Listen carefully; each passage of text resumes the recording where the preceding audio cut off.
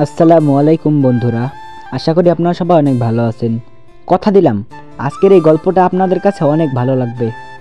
তো চলুন বেশি কথা না বলে গল্পতে যাওয়া যাক।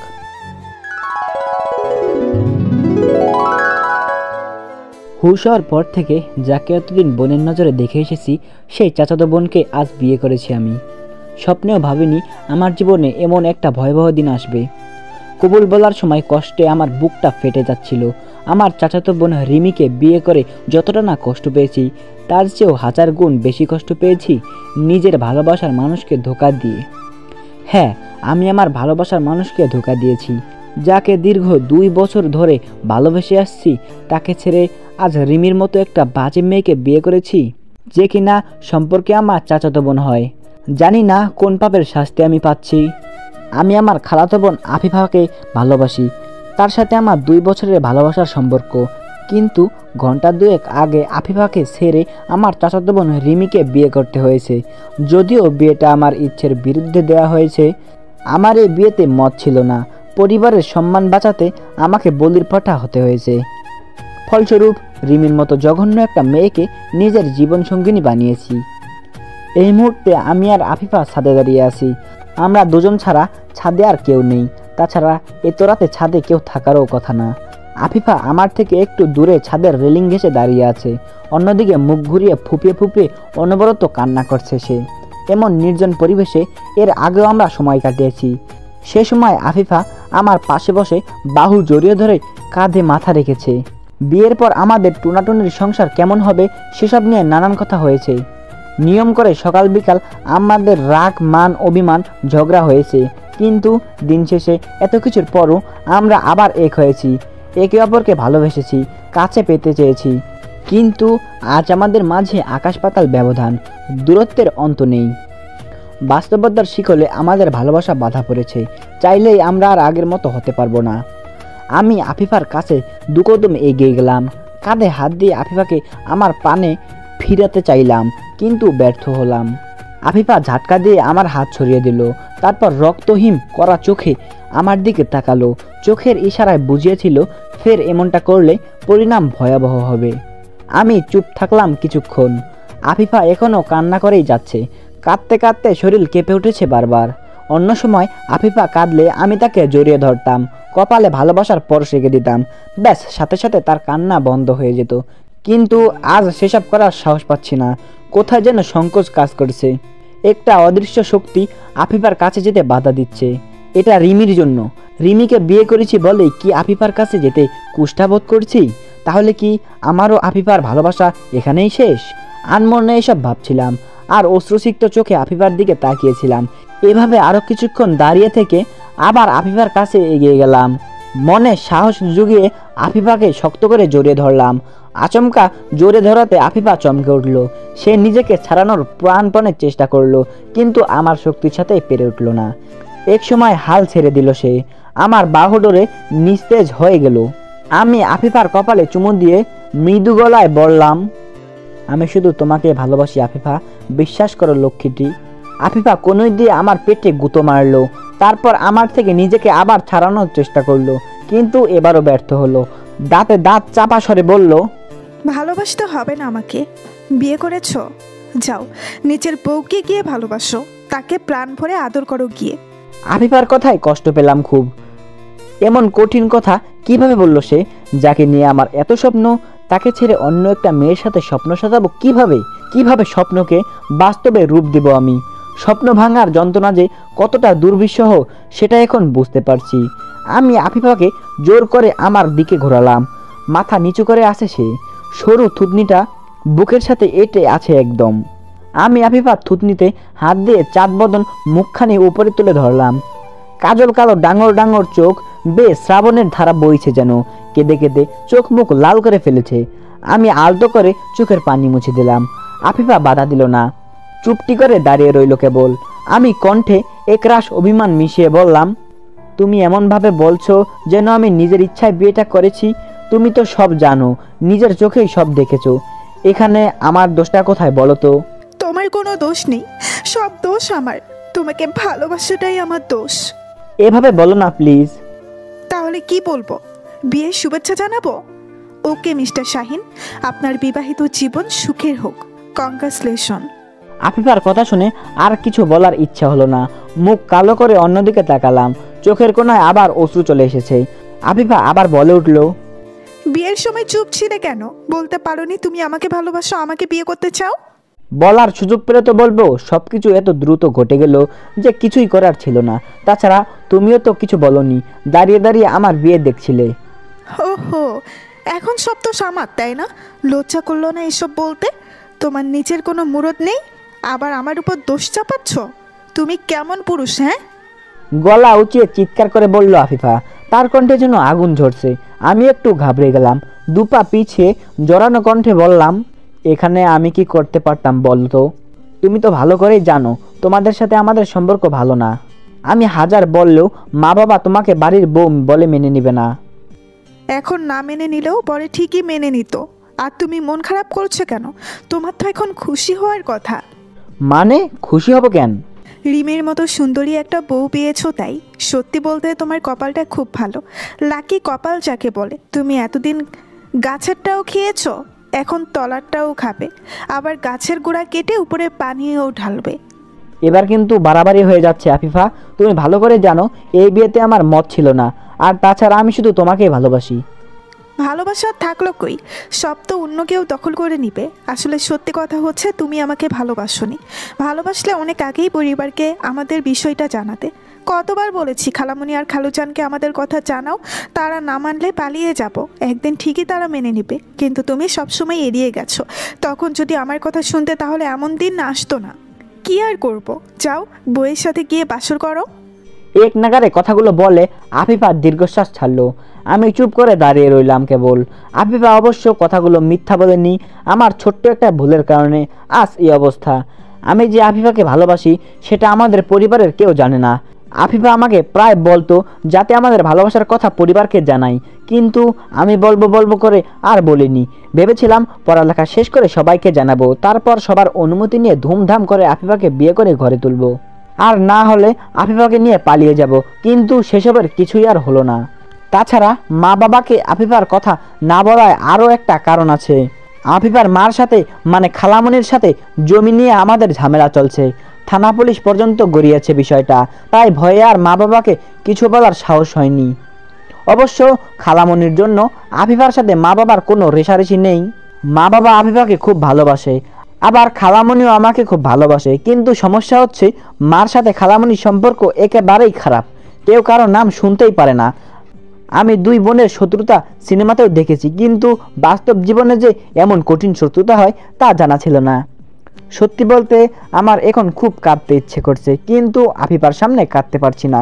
আমি কাঁদলে আফিফা আরও ভেঙে পড়বে। এমনিতে অনেক কষ্টে আছে সে। আমি কিছুক্ষণ ঝিমিয়ে দাঁড়িয়ে আছি। নিজেকে বড্ড অসহায় মনে হচ্ছে। সব থেকেও আমার আজ কিছুই নেই। দীর্ঘশ্বাস ছেড়ে আফিফাকে বললাম, তাহলে এখন আমি কি করব? কি আর করব, যাও বইয়ের সাথে গিয়ে বাসর করো। আবার শুরু করলে? ঝগড়া করার ইচ্ছা আছে নাকি? হ্যাঁ, আমি তো শুধু ঝগড়াই করি। কড়া গলায় বলে আফিফা অন্যদিকে তাকালো। আমি আর কিছু বলার সাহস পেলাম না, তবে আফিফাকে আলতো করে জড়িয়ে ধরলাম। আফিফা এবার বাধা দিল না। আমার বুকে বিড়াল ছানার মতো গুটিসুটি মেরে রইল। আমি তার মাথায় হাত বোলাতে লাগলাম। হঠাৎ ছাদের সিঁড়ি ভেঙে কারো উপরে আসার শব্দ কানে এলো। আমি হকচকিয়ে উঠলাম। নুপুরের রিনঝিন শব্দ কানে ভেসে আসছে। রাতের নিস্তব্ধতা শব্দটাকে যেন আরো কয়েকগুণ বাড়িয়ে দিয়েছে। ছাদে আসার দরজার দিকে চোখ গেল আমার চাচাতো বোন রিমি, যার সাথে কিছুক্ষণ আগে আমার বিয়ে হয়েছে। সে দাঁড়িয়ে আছে, পরনে লাল বেনারসি শাড়ি। বিয়ের সাথে তাকে কোনো অপসরিয়ার চেয়ে কম লাগছে না। আফিফাকে জড়িয়ে ধরে থাকতে দেখে চোখ বড় বড় করে তাকালো রিমি। আমি রিমিকে দেখে তাড়িঘড়ি করে আফিফাকে ছেড়ে দিলাম। রিমি আমার কাছে এগিয়ে এলো, একদম আমার সামনাসামনি এসে দাঁড়ালো। আফিফা প্রথমে রিমিকে খেয়াল করেনি, কিন্তু যখন খেয়াল করলো তখন কাঁপতে কাঁপতে আমার পিছনে এসে দাঁড়ালো। রিমিকে বড্ড ভয় পায় আফিফা। শুধু আফিফা নয়, বাড়ির সবাই রিমিকে ভয় পায়। তাছাড়া রিমি আর আফিফার মধ্যে সাপ নেউলের সম্পর্ক, কেউ কাউকে সহ্য করতে পারে না। এদিকে রিমি আমার সামনাসামনি দাঁড়িয়ে ঘোর লাগা দৃষ্টিতে আমাকে দেখছে। আমি একটু ঘাবড়ে গেলাম। ঘাম ঝরতে লাগলো শরীর থেকে। আফিফা আর আমাকে এখানে এত রাতে দেখে রিমি সিন ক্রিয়েট করলে ঝামেলা হয়ে যাবে। বাবা যদি আমার আর আফিফার সম্পর্কে কথা জানতে পারে তাহলে কপালে টিকটিকি নাচবে, সোজা আমাকে বাড়ি থেকে বের করে দিবে। কিন্তু রিমি সেসবের কিছুই করলো না, আমাকে অবাক করে দিয়ে মিষ্টি সুরে বলল, আমার কলিজাটা এত রাতে এখানে কি করে? রিমির কথা শুনে আকাশ থেকে পড়লাম। কি সুন্দর করেই না আমাকে কলিজা বলল। ভাবখানা এমন যেন আমি তার প্রেমিক। আমাকে এক সেকেন্ড না দেখলে বেচারের প্রাণ বেরিয়ে যাবে। বিরক্তিকর মেয়ে একটা, ইচ্ছে করছে মেরে তক্তা বানাই। কিন্তু আফসোস, আমার হাত পা বাঁধা। আগে রিমিকে কিছুই বলতে পারতাম না, এখন তো আবার তাকে বিয়ে করেছি। ওকে কিছু বললে বাড়ির সবাই আমাকে তুলোধুনা করবে। আমি আমতা আমতা করে বললাম, তেমন কিছু না, এমনি গল্প করছিলাম। ও মা, তাই নাকি? কই, তোদের দেখে তো সেরকম মনে হচ্ছে না। কি রে আফিফা, তোরা দুজন গল্প করছিলি বুঝি? আফিফা মাথা নাড়ালো। রিমি মুচকি হেসে বলল, আমি তো ভেবেছিলাম তোরা শালি দুলাভাই মিলে প্রেম করছিলি। রিমির কথা শুনে বিষম খেলাম। রিমি আমার মাথায় হাত বুলিয়ে শান্ত করার চেষ্টা করছে। আমি একটু সময় নিয়ে নিজেকে সামলালাম, তারপর রাগী গলায় রিমিকে শুধালাম, পাগলের মতো কি বলছিস? হ্যাঁ, মাথা ঠিক আছে তোর? দেখ, ফালতু কথা রাখতো, আমার আর আফিফার মাঝে কিছুই নেই। রাগে চোখ লাল করে বললাম আমি। রিমি আমার কথা শুনে ঠোঁট বাঁকিয়ে হাসলো। তার হাসির কারণটা ঠিক বুঝলাম না। রিমি হাসি বন্ধ করে আমার গাল টেনে বলল, আরে আমি তো মজা করে বলেছি। আফিফা তো তোর খালাতো বোন হয়, তাই একটু দুষ্টুমি করলাম। কিন্তু তুই এত রেগে যাচ্ছিস কেন? নাকি আবার সত্যি সত্যি তোদের মধ্যে প্রেম টেম চলছে? কথাটা শেষ করে রিমি তার শাড়ি আঁচল দিয়ে আমার মুখ মুছে দিতে লাগলো। ইস, আমার জানটা তো রেগে যাচ্ছে কেন? দুষ্টুমিও বুঝে না, আবার ঘেমেও একসার হয়ে গেছে। আমি বিরক্ত হয়ে বললাম, কি করছিস এসব? দূর শর্ত, বিরক্ত করিস না। কথায় কথায় খালি রাগ করে। স্বামীর সেবা করছি, তুই আমার একমাত্র স্বামী, তোর সেবা করা আমার দায়িত্ব। রিমিকে দূরে সরিয়ে দিলাম। রিমি আবার আমার কাছে চেপে এলো। এবার দু হাত দিয়ে আমার গলা জড়িয়ে ধরলো। আদুরে গলায় বলল, বাসর রাতে বউর সাথে রোমান্স করা বাদ দিয়ে এখানে দাঁড়িয়ে থাকা কি ঠিক? ঘরে চল। তুই যা, আমি একটু পর আসছি। রিমি কিছু বলল না, কিন্তু একটা ভয়ঙ্কর কাণ্ড ঘটিয়ে বসলো। আচমকা আমার ঠোঁটে কিস করলো, এবং সেটা আফিফার সামনেই। ঘটনাটা এত দ্রুত ঘটে গেল যে আমার কিছুই করার ছিল না। আমি শুধু কারেন্টের খাম্বার মতো শিকশিক হয়ে দাঁড়িয়ে রইলাম। রিমি আলতো করে আমার ঠোঁটে 2-3টা কিস করে আমাকে ছেড়ে দিল। তারপর দুষ্টামি হাসি দিয়ে বলল, এরকম আরো মিষ্টি চাইলে তাড়াতাড়ি চলে আয়, আমি তোর অপেক্ষায় আছি। তারপর রিমি হাসতে হাসতে ছাদ থেকে নেমে গেল। আমি যেন হাঁপ ছেড়ে বাঁচলাম। এই রিমি মেয়েটা যখনই আমার সামনে আসে তখনই একটা না একটা ভয়ানক কাণ্ড ঘটিয়ে বসে, আর আমাকে লজ্জার মুখে পড়তে হয়। আমি একটা স্বস্তির নিঃশ্বাস ফেলে আফিফার দিকে তাকালাম। আফিফা রাগে ফুলছে। তার রাগ করাটা স্বাভাবিক।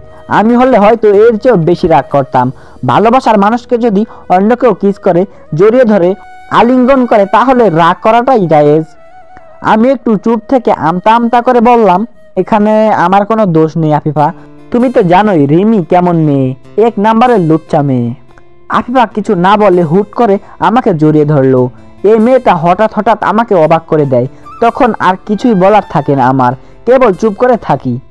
আফিফা আমাকে জড়িয়ে ধরে কাঁদতে কাঁদতে বলল, আমি এসব কিছু জানি না শাহিন, তুমি শুধু আমার এটাই জানি। আমি আফিফার মাথাভর্তি ঘন কেশে চুমু দিয়ে বললাম, আমি শুধুই তোমার। আজ তো তোমার আর রিমির বাসর রাত, কথা দাও তুমি রিমিকে ছুঁয়েও দেখবে না। যদি রিমির সাথে উল্টাপাল্টা কিছু করো তাহলে আমার মরা মুখ দেখবে। ছি, কি বলো এইসব? আমি রিমির সাথে কিছুই করব না। সত্যি তো? সত্যি সত্যি সত্যি। তুমি আমাকে বিশ্বাস করো না? করি। তাহলে ভয় পাচ্ছ কেন? কিছুই হবে না। এখন একটু হাসো তো, গোমরা মুখে তোমাকে আর ভালো দেখায় না। আফিফা একটু হাসার চেষ্টা করলো, কিন্তু হাসতে হাসতে হুট করে কেঁদে দিল। কাঁদতে কাঁদতে আমার বুকে মুখ লুকিয়ে ফেললো। আমি আফিফার কান্না থামানোর চেষ্টা করলাম না। আজ আফিফা প্রাণ খুলে কাঁদুক, চোখের পানির সাথে হয়তো তার মনের জমানো কষ্টগুলো ধুয়ে যাবে। কিন্তু আফসোস, আমি কাঁদতে পারছি না, কারণ ছেলেদের শত দুঃখেও কাঁদতে নেই। তাহলে আমার জমানো কষ্টগুলো কিভাবে দূর করব? উত্তর জানা নেই আমার। আফিফা কিছুক্ষণ কাঁদার পর চুপ হলো, কান্না মিশ্রিত গলায় বলল, আমি তোমাকে নিচের করে পাবো তো? ধুর পাগলি মেয়ে, আমি সারা জীবনের জন্যই তোমার হয়ে আছি এবং থাকবো। আফিফা এবার সামান্য হাসলো, যে হাসির কোনো প্রাণ নেই, নেই কোনো সজীবতা, একদম নিস্তেজ হাসি। কিন্তু আফিফার এই নিষ্প্রাণ হাসি দেখেই আমার মন জুড়িয়ে গেল। হয়তো ভালোবাসার মানুষটার কষ্টটা একটু হলেও কমেছে তাই। হঠাৎ আবার কারো ছাদে আসার শব্দ কানে এলো, কে যেন সিঁড়ি ভেঙে ছাদে আসছে। ভাবলাম আবার মনে হয় রিমি আসছে। আমি আফিফাকে ছেড়ে দিলাম, কিন্তু এবার রিমি নয়, পাশের বাড়ির রাসেল ভাই আর মোমো ভাবি এলো। আমাকে দেখে রাসেল ভাই 32 পাটি দাঁত বের করে বললেন, কি মিয়া, বাসর ঘরে বউ রেখে এখানে কি হচ্ছে? নতুন লাইনে সংযোগ দিচ্ছ নাকি? এসব কিন্তু ঠিক না। রিমি জানতে পারলে তোমাকে কাঁচা চিবিয়ে খাবে। জানোই তো রিমি কেমন মেয়ে। কথাগুলো বলে মোমো ভাবি দুষ্টু হাসি দিল। পাশে থেকে রাসেল ভাইও তাল মিলালো। সত্যি বলতে মোমো ভাবি আর রাসেল ভাইয়ের কথাগুলো আমার কাছে কাটা ঘায়ে নুনের ছিটার মতো লাগছে। রাগে আমার পুরো শরীর কিলবিল করছে। আমি রাগটাকে কন্ট্রোল করে দাঁতে দাঁত চেপে বললাম, আপনারা দুজনে সবটা জানার পরেও এসব বলছেন? রাসেল ভাই আমাকে কিছু একটা বলতে গিয়ে থেমে গেল। আমার পাশে দাঁড়িয়ে থাকা আফিফার দিকে তাকালেন উনি, বললেন, আফিফা, তুমি এখন নিচে যাও, রাত অনেক হয়েছে। আফিফা আর কথা না বাড়িয়ে চলে গেল। রাসেল ভাই আর মোমো ভাবি আমার কাছে এগিয়ে এলো। শাহিন, যা হবার তা হয়ে গেছে, আবার নতুন করে শুরু করো। রিমি বড্ড ভালো মেয়ে, তোমাকে অনেক সুখে রাখবে। আপনি আমার জায়গায় হলে নতুন করে শুরু করতে পারতেন সবকিছু মেনে নিতে। রাসেল ভাই কিছু বললেন না, কেবল এক দৃষ্টিতে আমার পানে তাকিয়ে রইলেন। আমি আর কিছু না বলে নিচে নেমে এলাম। মানুষ চাইলেই সবকিছু নতুন করে শুরু করতে পারে না। কারো কারো কষ্টের ঘা সারা জীবনের জন্যও শুকায় না। আবার আমার ক্ষেত্রেও তাই ঘটেছে। আফিফাকে হারিয়ে হৃদয়ে যে ক্ষতর সৃষ্টি হয়েছে তা কখনো ঠিক হবে না। ও হ্যাঁ, এত কথা আর ঝগড়ার মাঝে নিজের পরিচয়টাই তো দেওয়া হলো না। আমি শাহিন আলম, মা বাবার একমাত্র সন্তান। এবার অনার্স ফাইনাল ইয়ারে পড়ালেখা করছি। আর একটু আগে যার সাথে আমার বিয়ে হয়েছে সে আমার চাচাতো বোন রিমি। সেও মা বাবার একমাত্র সন্তান। আমার সাথে এবার অনার্স ফাইনাল ইয়ারে পড়ালেখা করেছে। আমাদের এলাকায় যদি সুন্দরী মেয়ের লিস্ট করা হয় তাহলে রিমির নাম সবার উপরে থাকবে। রিমি এতটাই সুন্দরী যে যার কোনো অহংকার নেই, কিন্তু তার ব্যবহার দেখলে মনে হয় এটা হিটলারের মেয়ে। আর সবচেয়ে বড় কথা, রিমির মধ্যে লজ্জার ছিটে ফোঁটাও নেই। আমার সামনে এলে যেন বেহায়া হয়ে যায়, অথচ অন্যদের সামনে পাক্কা হুজুরানি সাজে। যত বেহায়াপনা শুধু আমার সাথেই করে। আমি এসব ভাবতে ভাবতে আমার ঘরের সামনে এসে দাঁড়ালাম। গতকাল অবধি এই ঘরটা শুধু আমার ছিল, কিন্তু আজ সেটা অন্য কারো দখলে। আমি মুখ ভার করে দরজাটা খুললাম।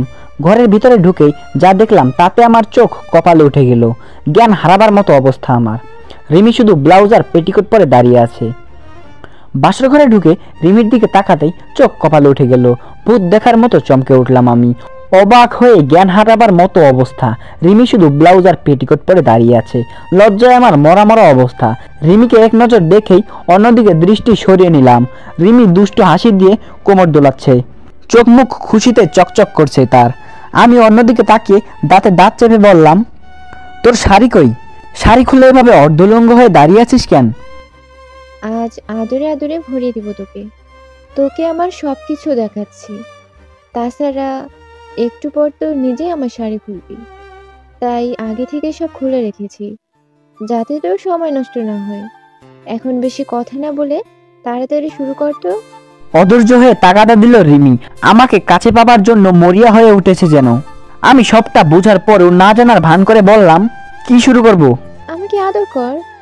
বাসর রাতে মানুষ কি করে জানিস না? না জানলে আয়, আমি তোকে শিখিয়ে দিচ্ছি। লাগাবো কানের নিচে চর। চুপচাপ শাড়ি পর। কেন? আমাকে সুন্দর লাগছে না বুঝি? দেখ, আমার নাভির নিচে কত সুন্দর একটা তিল আছে। পছন্দ হয়েছে তিলটা? রিমির কথা শুনে না চাইতেও আমার দৃষ্টি তার পেটের দিকে চলে গেল। নাভির ঠিক ডান পাশে ছোট্ট একটা তিল। রিমির ফর্সা পেটে তিলটা যেন আরো স্পষ্টভাবে ফুটে উঠেছে, অনেকটা কুনজর কাটানোর জন্য টিকার মতো। ছোটবেলায় মা কপালে বড় করে কালো টিপ দিয়ে দিত যাতে কারো নজর না লাগে। ঠিক তেমনি রিমির মাতাল করা পেটের দিকে কারো নজর না লাগে, সেজন্যই হয়তো তিলটা সৃষ্টি হয়েছে।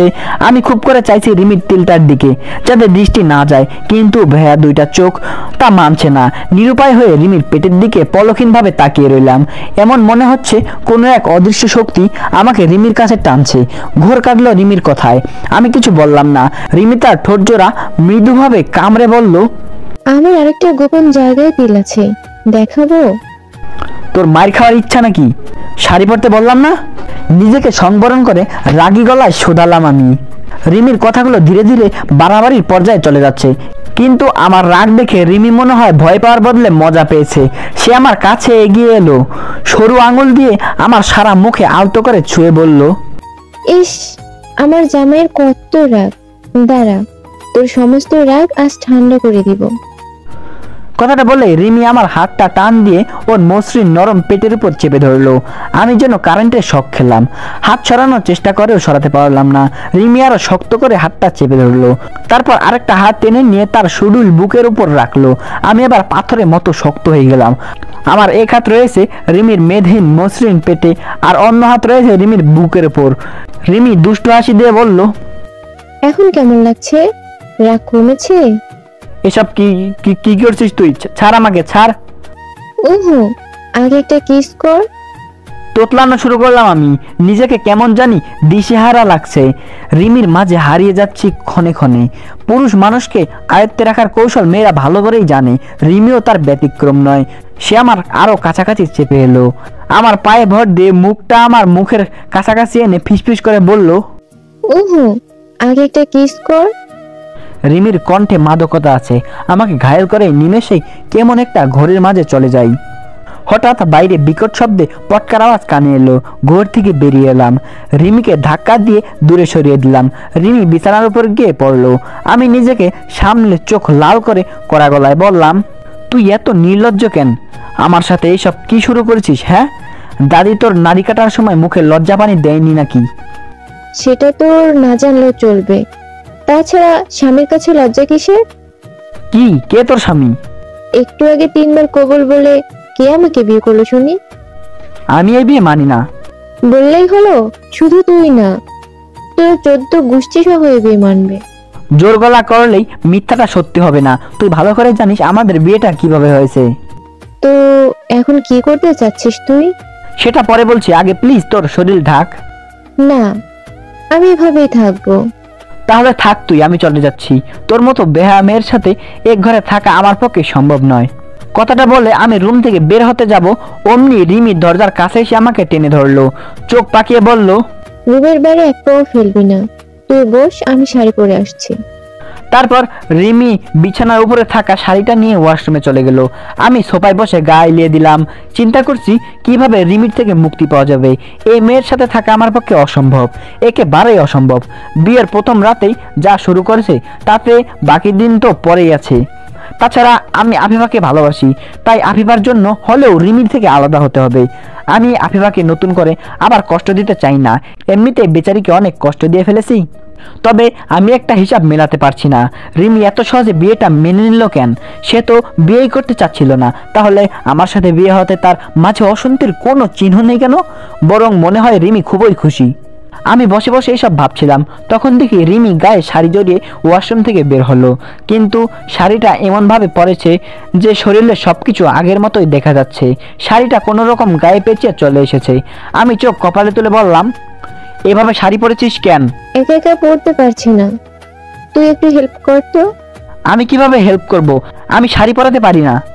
একদম মিথ্যা বলবি না, চুপচাপ আমাকে শাড়ি পরিয়ে দে। সরি, আমি পারবো না। ওকে, তাহলে আমি আবার সব খুলে ফেলছি, গায়ে একটি সুতাও রাখবো না। বলে রিমি তার এলোমেলো করে রাখা শাড়িগুলো খুলতে লাগলো। আমি উপায়ান্তর না পেয়ে তাকাদা দিয়ে বললাম, থাক, আর ঢং দেখাতে হবে না, পরিয়ে দিচ্ছি। আমি হাঁটু মুড়ে রিমির সামনে বসলাম। তারপর রিমিকে শাড়ি পরিয়ে দিতে লাগলাম। রিমি আমার কাঁধে ভর করে দাঁড়িয়ে আছে।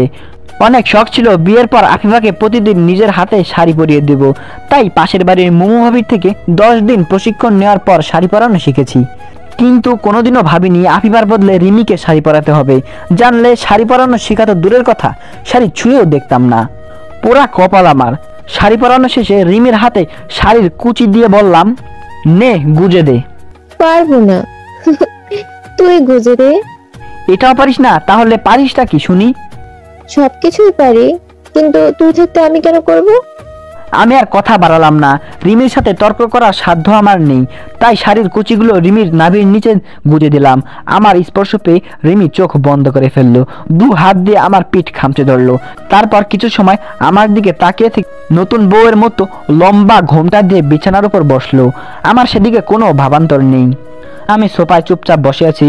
একটু পর রিমি নিজে থেকে ঘোমটা উঠে বলল, কিরে, হাবলুর মতো বসে আছিস কেন? ঘুমটা তুলে আমাকে দেখবি না? তোকে আর নতুন করে কি দেখবো, ছোটবেলা থেকেই তো দেখে আসছি। তবুও একবার দেখ, ঘরে আসার পর থেকে আমার দিকে ভালো করে একবারও তাকাসনি। মুড নেই, আমার ঘুম পাচ্ছে, ঘুমাবো। বাসর রাতে কেউ কি ঘুমায় নাকি? তাহলে কি করে? বউ বউ রোমান্স করে।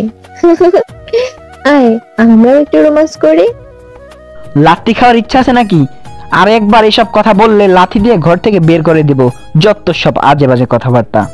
আমার কথা শুনে রিমি ঝড়ের বেগে বিছানা থেকে নেমে এসে আমার সামনে দাঁড়ালো। চোখ দুটো সরু করে ঝাঁঝালো গলায় বলল, তোর এত সাহস, তুই আমাকে লাথি মারবি? লাথি খাওয়ার কাজ করলে তো মারবই। তাই নাকি? দাঁড়া, মজা দেখাচ্ছি। বললোই রিমি আচমকা আমার কোলে বসে পড়লো। আমি তাল সামলাতে না পেরে সোফায় চিত হয়ে শুয়ে পড়লাম। রিমি আমার বুকের উপর এসে পড়লো। আমার মনে হলো আমি কোনো তুলার বস্তার নিচে পড়ে আছি। রিমির শরীর যে এত নরম আর মোলায়েম আমার জানা ছিল না। এদিকে রিমি আমার বুকের উপর শুয়ে গালে, ঠোঁটে, নাকে, থুতনিতে, কপালে, গলায় এক নাগারে কিস করে যাচ্ছে। আমি কিছুতে রিমিকে আটকাতে পারছি না। রিমি যেন হিংস্র বাঘিনী হয়ে গেছে। রিমির সুডুইল বুক আমার বুকের সাথে আষ্টে পিষ্টে চেপে আছে। আমি কোনো মতে রিমিকে ছাড়ানোর চেষ্টা করছি। রিমি আমার সাথে নিজেকে আরো শক্ত করে চেপে ধরে বলল, আজ তোর মুক্তি নেই। আজ তোকে দেখাবো বাসর রাতে মানুষ কি কি করে। বলে রিমি আমার ঠোঁটে ঠোঁট ডুবিয়ে দিল, দু হাত দিয়ে মাথার চুল খামচে ধরলো। এমন রোমান্টিক মুহূর্তেও আমার প্রচন্ড রাগ উঠলো। আমি রিমিকে ছাড়িয়ে ঠাস করে একটা চর মারলাম তার ফর্সা গালে। চর খেয়ে রিমি সোফার উপর থেকে ফ্লোরে পড়ে গেল। ফ্লোরে পড়ে যাওয়ায় রিমি মনে হয় ব্যথা পেয়েছে। ব্যথায় উহ আহ করতে করতে ফ্লোর থেকে উঠে দাঁড়ায় রিমি। আমার দিকে ঘোর লাগা দৃষ্টিতে তাকিয়ে থাকে কিছু সময়। চেহারায় রাগের আভা স্পষ্ট। আমি ভয়ে চুপসে যাই। রিমি চোখ দুটো লাল করে রাগে গলায় বলে, তুই আমাকে মারলি? দাঁড়া, এক্ষুনি বড় আব্বুকে ডেকে বলছি। বাবার কথা শুনে আমার আত্মা কেঁপে উঠল। পৃথিবীতে এই একটা মানুষ যাকে আমি জম্মের মতো ভয় পাই। বাবার গলার স্বর শুনলেই আমার কলিজার পানি শুকিয়ে যায়। ছোটবেলায় মারামারি করে রিমির হাত সামান্য কেটে দিয়েছিলাম। বাবা সেটা দেখে আমাকে এমন জোরে ধমক দিয়েছিল যে আমি কাঁপতে কাঁপতে প্যান্টে মুতে দিয়েছিলাম। তাছাড়া বাবা যদি সামান্য রাগী লুক নিয়ে আমার দিকে তাকায়, তাতে আমার অবস্থা নাজেহাল হয়ে যায়। এতটাই ভয় পাই আমি বাবাকে। আমি আমতা আমতা করে রিমিকে বললাম, প্লিজ বাবাকে ডাকিস না। অবশ্যই ডাকবো। তুই আমাকে মারবি কেন? যেখানে কেউ আমাকে সামান্য ধমক দিয়ে কথা বলে না, সেখানে তুই আমার গায়ে হাত তুলেছিস। এত সাহস তুই কোথায় পেলি? তোর সব সাহস আজ বের করে দিব। বড় আব্বুকে ডেকে বলবো তুই আমাকে খুব মারধর করেছিস, খারাপ ভাষায় গালিগালাজ করেছিস। বাবা রিমিকে প্রচন্ড পরিমাণে ভালোবাসে, সেই সাথে অন্ধের মতো বিশ্বাস করে। রিমি যদি বলে 2+2 = 5 হবে, বাবা সেটাই বিশ্বাস করবে। আর এখন যদি রিমি আমার নামে বাবার কাছে মিথ্যা নালিশ করে, তাহলে বাবা আমাকে কাঁচা চিবিয়ে খাবে। আমি অসহায় দৃষ্টিতে রিমির দিকে তাকিয়ে রইলাম। রিমি মিষ্টি মিষ্টি হাসছে। আমার ভয়ার্ত চেহারা দেখে মজা পাচ্ছে মনে হয়। আমার চুপ করে থাকা দেখে রিমি নিজে থেকেই বলল, বড় আব্বুকে ডাকবো? প্লিজ বাবাকে ডাকিস না। আমি তোকে মারতে চাইনি, রাগের মাথায় মেরে বসেছি, সরি। এসব সরি টরিতে কাজ হবে না, তবে একটা শর্তে ক্ষমা করতে পারি। কি শর্ত? আমার ঠোঁটে 20টা কিস, গালে 15টা কিস, কপালে 10টা কিস আর থুতনিতে 5টা কিস করতে হবে। পারবো না। এর চেয়ে ভালো তুই বাবার কাছে আমার নামে নালিশ কর। আমার কথা শুনে রিমি হুট করে রেগে যায়। আমার পাঞ্জাবি টেনে ধরে বসে দাঁড় করায় আমাকে। রিমির রাগে ভরা মুখখানা আমার মুখের সামনে এনে দাঁত কিরবির করে বলে, সমস্যা কি তোর? আমি এখন তোর বিয়ে করাবো, তোর উপর সম্পূর্ণ অধিকার আছে আমার। কিন্তু তুই আমাকে সহ্য করতেই পারছিস না, আমাকে স্ত্রীর অধিকার দিচ্ছিস না কেন? রিমির কথা শুনে চুপ করে রইলাম। বলার মতো কিছুই নেই আমার। রিমিকে স্ত্রীর অধিকার দেওয়া তো দূরের কথা, তার সাথে এক বিছানায় শুতে পর্যন্ত পারবো না। যাকে এতদিন বোনের চোখে দেখে এলাম, তাকে এখন বউ হিসেবে মানা যায়? আমার পক্ষে সম্ভব না। তার উপর আবার ভালোবাসার মানুষটাকে কথা দিয়েছি রিমির সাথে খারাপ কিছুই করব না। এদিকে আমার চুপ করে থাকা দেখে রিমির রাগের পরিমাণ আরো বেড়ে যায়। নরম হাত দিয়ে আমার গাল দুটো শক্ত করে চেপে ধরে রাগে সাপের মতো ফোঁস করতে করতে বলে ওঠে, কথা বলছিস না কেন? আমাকে স্ত্রীর অধিকার যখন দিতেই পারবি না, তাহলে বিয়ে করলে কেন? আমি টান দিয়ে রিমির হাত ছড়িয়ে দিলাম। কথাগুলো বলতে চাইনি, কিন্তু এখন বলতেই হবে। আমি মনে সাহস নিয়ে বললাম, কেন বিয়ে করেছি শুনতে চাস? সম্পত্তির জন্য বিয়ে করেছি। তোকে বিয়ে না করলে বাবা আমাকে ত্যায্যপুত্র করে বাড়ি থেকে বের করে দিত, সম্পত্তিরও ভাগ দিত না, না খেয়ে মরতাম আমি। তাই কোনো উপায়ান্তর না পেয়ে বাধ্য হয়ে তোকে বিয়ে করেছি। আর তোকে বিয়ে করার জন্য তোর বাবা আমার নামে অর্ধেক সম্পত্তি লিখে দিয়েছে। আমার কথা শুনে রিমি চোখ বড় বড় করে তাকালো। আমার কথা যেন তার বিশ্বাস হচ্ছে না। ইতিমধ্যে রিমির চোখে পানিও এসে গেছে। রিমি তাড়াতাড়ি হাতের উল্টো পিঠে দিয়ে চোখের পানি মুছে বলল, শুধু সম্পত্তির জন্য? আর কিছু না? আর কি হবে, তবে একটু করুণা হয়েছিল যখন শুনলাম তোর হবু বর অন্য একটা মেয়েকে নিয়ে পালিয়েছে। তাছাড়া আর কিছুই না। তার মানে আমাকে করুণা করে বিয়ে করেছিস, ভালোবেসে নয়? কি বললি? ভালোবাসা? তাও আবার তোকে? How funny. তোকে আমি কোন দুঃখে ভালোবাসতে যাব শুনি? কেন, আমাকে কি ভালোবাসা যায় না? কখনোই না। ভুলে যাস না তুই আমার বোন। কিসের বোন? হ্যাঁ, তোর সাথে আমার কোন রক্তের সম্পর্ক নেই। আমি জাস্ট তোর চাচাতো বোন ছিলাম, আর এখন বউ। প্রচন্ড রাগী গলায় বলল রিমি, কথায় যেন আগুনের ফুলকি ছিটকে পড়ছে। ছোটবেলা থেকে দেখে আসছি রিমিকে, বোন বললেই খেপা বাঘিনী হয়ে যায়। যদিও তার কারণটা জানি না। যাই হোক, আমি নিজেকে সামলে নিয়ে বললাম, সে যাই হোক, আমি এতদিন তোকে বোনের চোখে দেখেছি এবং ভবিষ্যতেও দেখব। তাছাড়া তোর মতো মেয়েকে হাজার চেষ্টা করলেও ভালোবাসা যায় না। কেন, আমার মাঝে কি নেই? লজ্জা নেই? তোর মতো বেহায়া আর লাজ লজ্জাহীন মেয়ে আমি একটাও দেখিনি। তোর পুরো মনটা নোংরামিতে ভরা। আমার কথা শুনে রিমি এতটাই রেগে গেল যে আমাকে মারার জন্য তেড়ে এলো, কিন্তু কি যেন ভেবে নিজেকে সংযত করলো। আমাকে মারতে গিয়েও মারলো না। হাত দুটো মুষ্টিবদ্ধ করে উল্টো দিকে মুখ করে বসে রইল। আর আমি বসে বসে চিন্তা করছি কিভাবে রিমিকে আফিফার কথা বলবো এবং ডিভোর্স চাইবো। আমি এসব ভাবছিলাম, হঠাৎ রিমি আমার পেটে গুঁতো মারে। আমি রিমির দিকে তাকাই, ভুরু নাচিয়ে বলি, কি হয়েছে? দেখ, যা হবার তা হয়ে গেছে। তুই আমাকে করুণা করে বিয়ে করেছিস নাকি সম্পত্তির জন্য বিয়ে করেছিস, তাতে আমার কিছু যায় আসে না। তুই শুধু আমাকে স্ত্রীর অধিকার দে এবং আমাকে মেনে নে। বেশ অধিকার খাটিয়ে জবাব দিল রিমি। আমি অবাক হলাম খুব। এ যেন অন্য এক রিমিকে দেখেছি আমি। যে মেয়েটা বিয়ের পিড়িতে বসতেই চাইছিল না, সে এখন আমার উপর স্ত্রী অধিকার ফলাচ্ছে, তাকে স্ত্রী হিসাবে মেনে নিতে বলছে। তাজ্জব বনে যাওয়ার মতো কথা। হুট করে রিমির মাঝে এত পরিবর্তন এলো কিভাবে? মাথায় তো কিছুই ঢুকছে না। জিম মেরে বসে এসব ভাবছিলাম।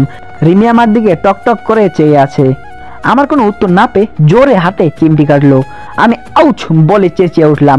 রাগে গড়গড় করে তাকালাম রিমির দিকে। অনুন্নয় ঈশ্বরে বলল, বউ হিসেবে মেনে নে না আমাকে। তোকে অনেক সুখে রাখবো। সারা জীবন লক্ষ্মী মেয়ের মতো সংসার করব। কিউট দুইটা বেবি হবে। তোকে বাবা আর আমাকে মা বলে ডাকবে। প্লিজ মেনে নে। আমি এবার দ্বিতীয়বারের মতো অবাক হলাম রিমির কথা শুনে। চোখ বড় বড় করে বললাম, আমার একটা প্রশ্নের উত্তর দে তো। তুই তো বিয়ে করতে চাইছিলি না, বিয়ে ভাঙার জন্য কত কি করলি, কিন্তু তোর হবু বর পালিয়ে গেল এবং সবাই জোর করে আমার সাথে তোর বিয়ে দিল। তবে একটা জিনিস মাথায় ঢুকছে না, এত কিছু ঘটার পরেও তুই এত খুশি কেন? এই বিয়েটা এত সহজে মেনে নিলি কিভাবে? আমার কথা শুনে রিমি এবার চুপ হয়ে গেল। মনে হলো ঘাবড়ে গেছে। প্রসঙ্গ পাল্টে বলল, ওসব কথা বাদ দে। আমাকে স্ত্রী হিসেবে মেনে নিয়েছিস কিনা বল। পারবো না, তোকে মেনে নেওয়া আমার পক্ষে সম্ভব না। কেন? ভাবলাম যা হবার হবে, দেখা যাবে। আজ একটা বিহিত হয়ে যাক। আমি মনে সাহস সঞ্চয় করে বুক ফুলিয়ে বললাম, কারণ আমি আফিফাকে ভালোবাসি, ওকে ছাড়া বাঁচবো না। আফিফাকে বিয়ে করতে চাই। আমার কথা শুনে রিমি চোখ কপালে তুলে তাকালো। তেলে বেগুনে জ্বলে উঠলো একদম। আমাকে কাঁচা চিবিয়ে খাবে এমন একটা ভাব ধরলো। আমি ভয়ে চুপসে গেলাম। ঘরের মধ্যে পুরো দমে এসি চলছে, তবুও আমি ঘামছি। জানি না রিমি আমার কি হাল করবে, যে রাগী মেয়ে। তাছাড়া হাজার হলেও রিমি আমার বউ, আমি মানি বা না মানি। আর বউয়ের সামনে প্রেমিকার কথা বললে পৃথিবীর যে কোনো বউ রেগে আগুন হবে। রিমিও তার ব্যতিক্রম নয়। কিন্তু অবাক করা বিষয়, রিমি যেভাবে হঠাৎ করে রেগে গেছিল ঠিক সেভাবে হঠাৎ করে শান্ত হয়ে গেল। আমি ভেবেছিলাম আমার কথা শুনে রিমি প্রচণ্ড রেগে যাবে, ছোটখাটো একটা হট্টগোল বাঁধিয়ে ফেলবে।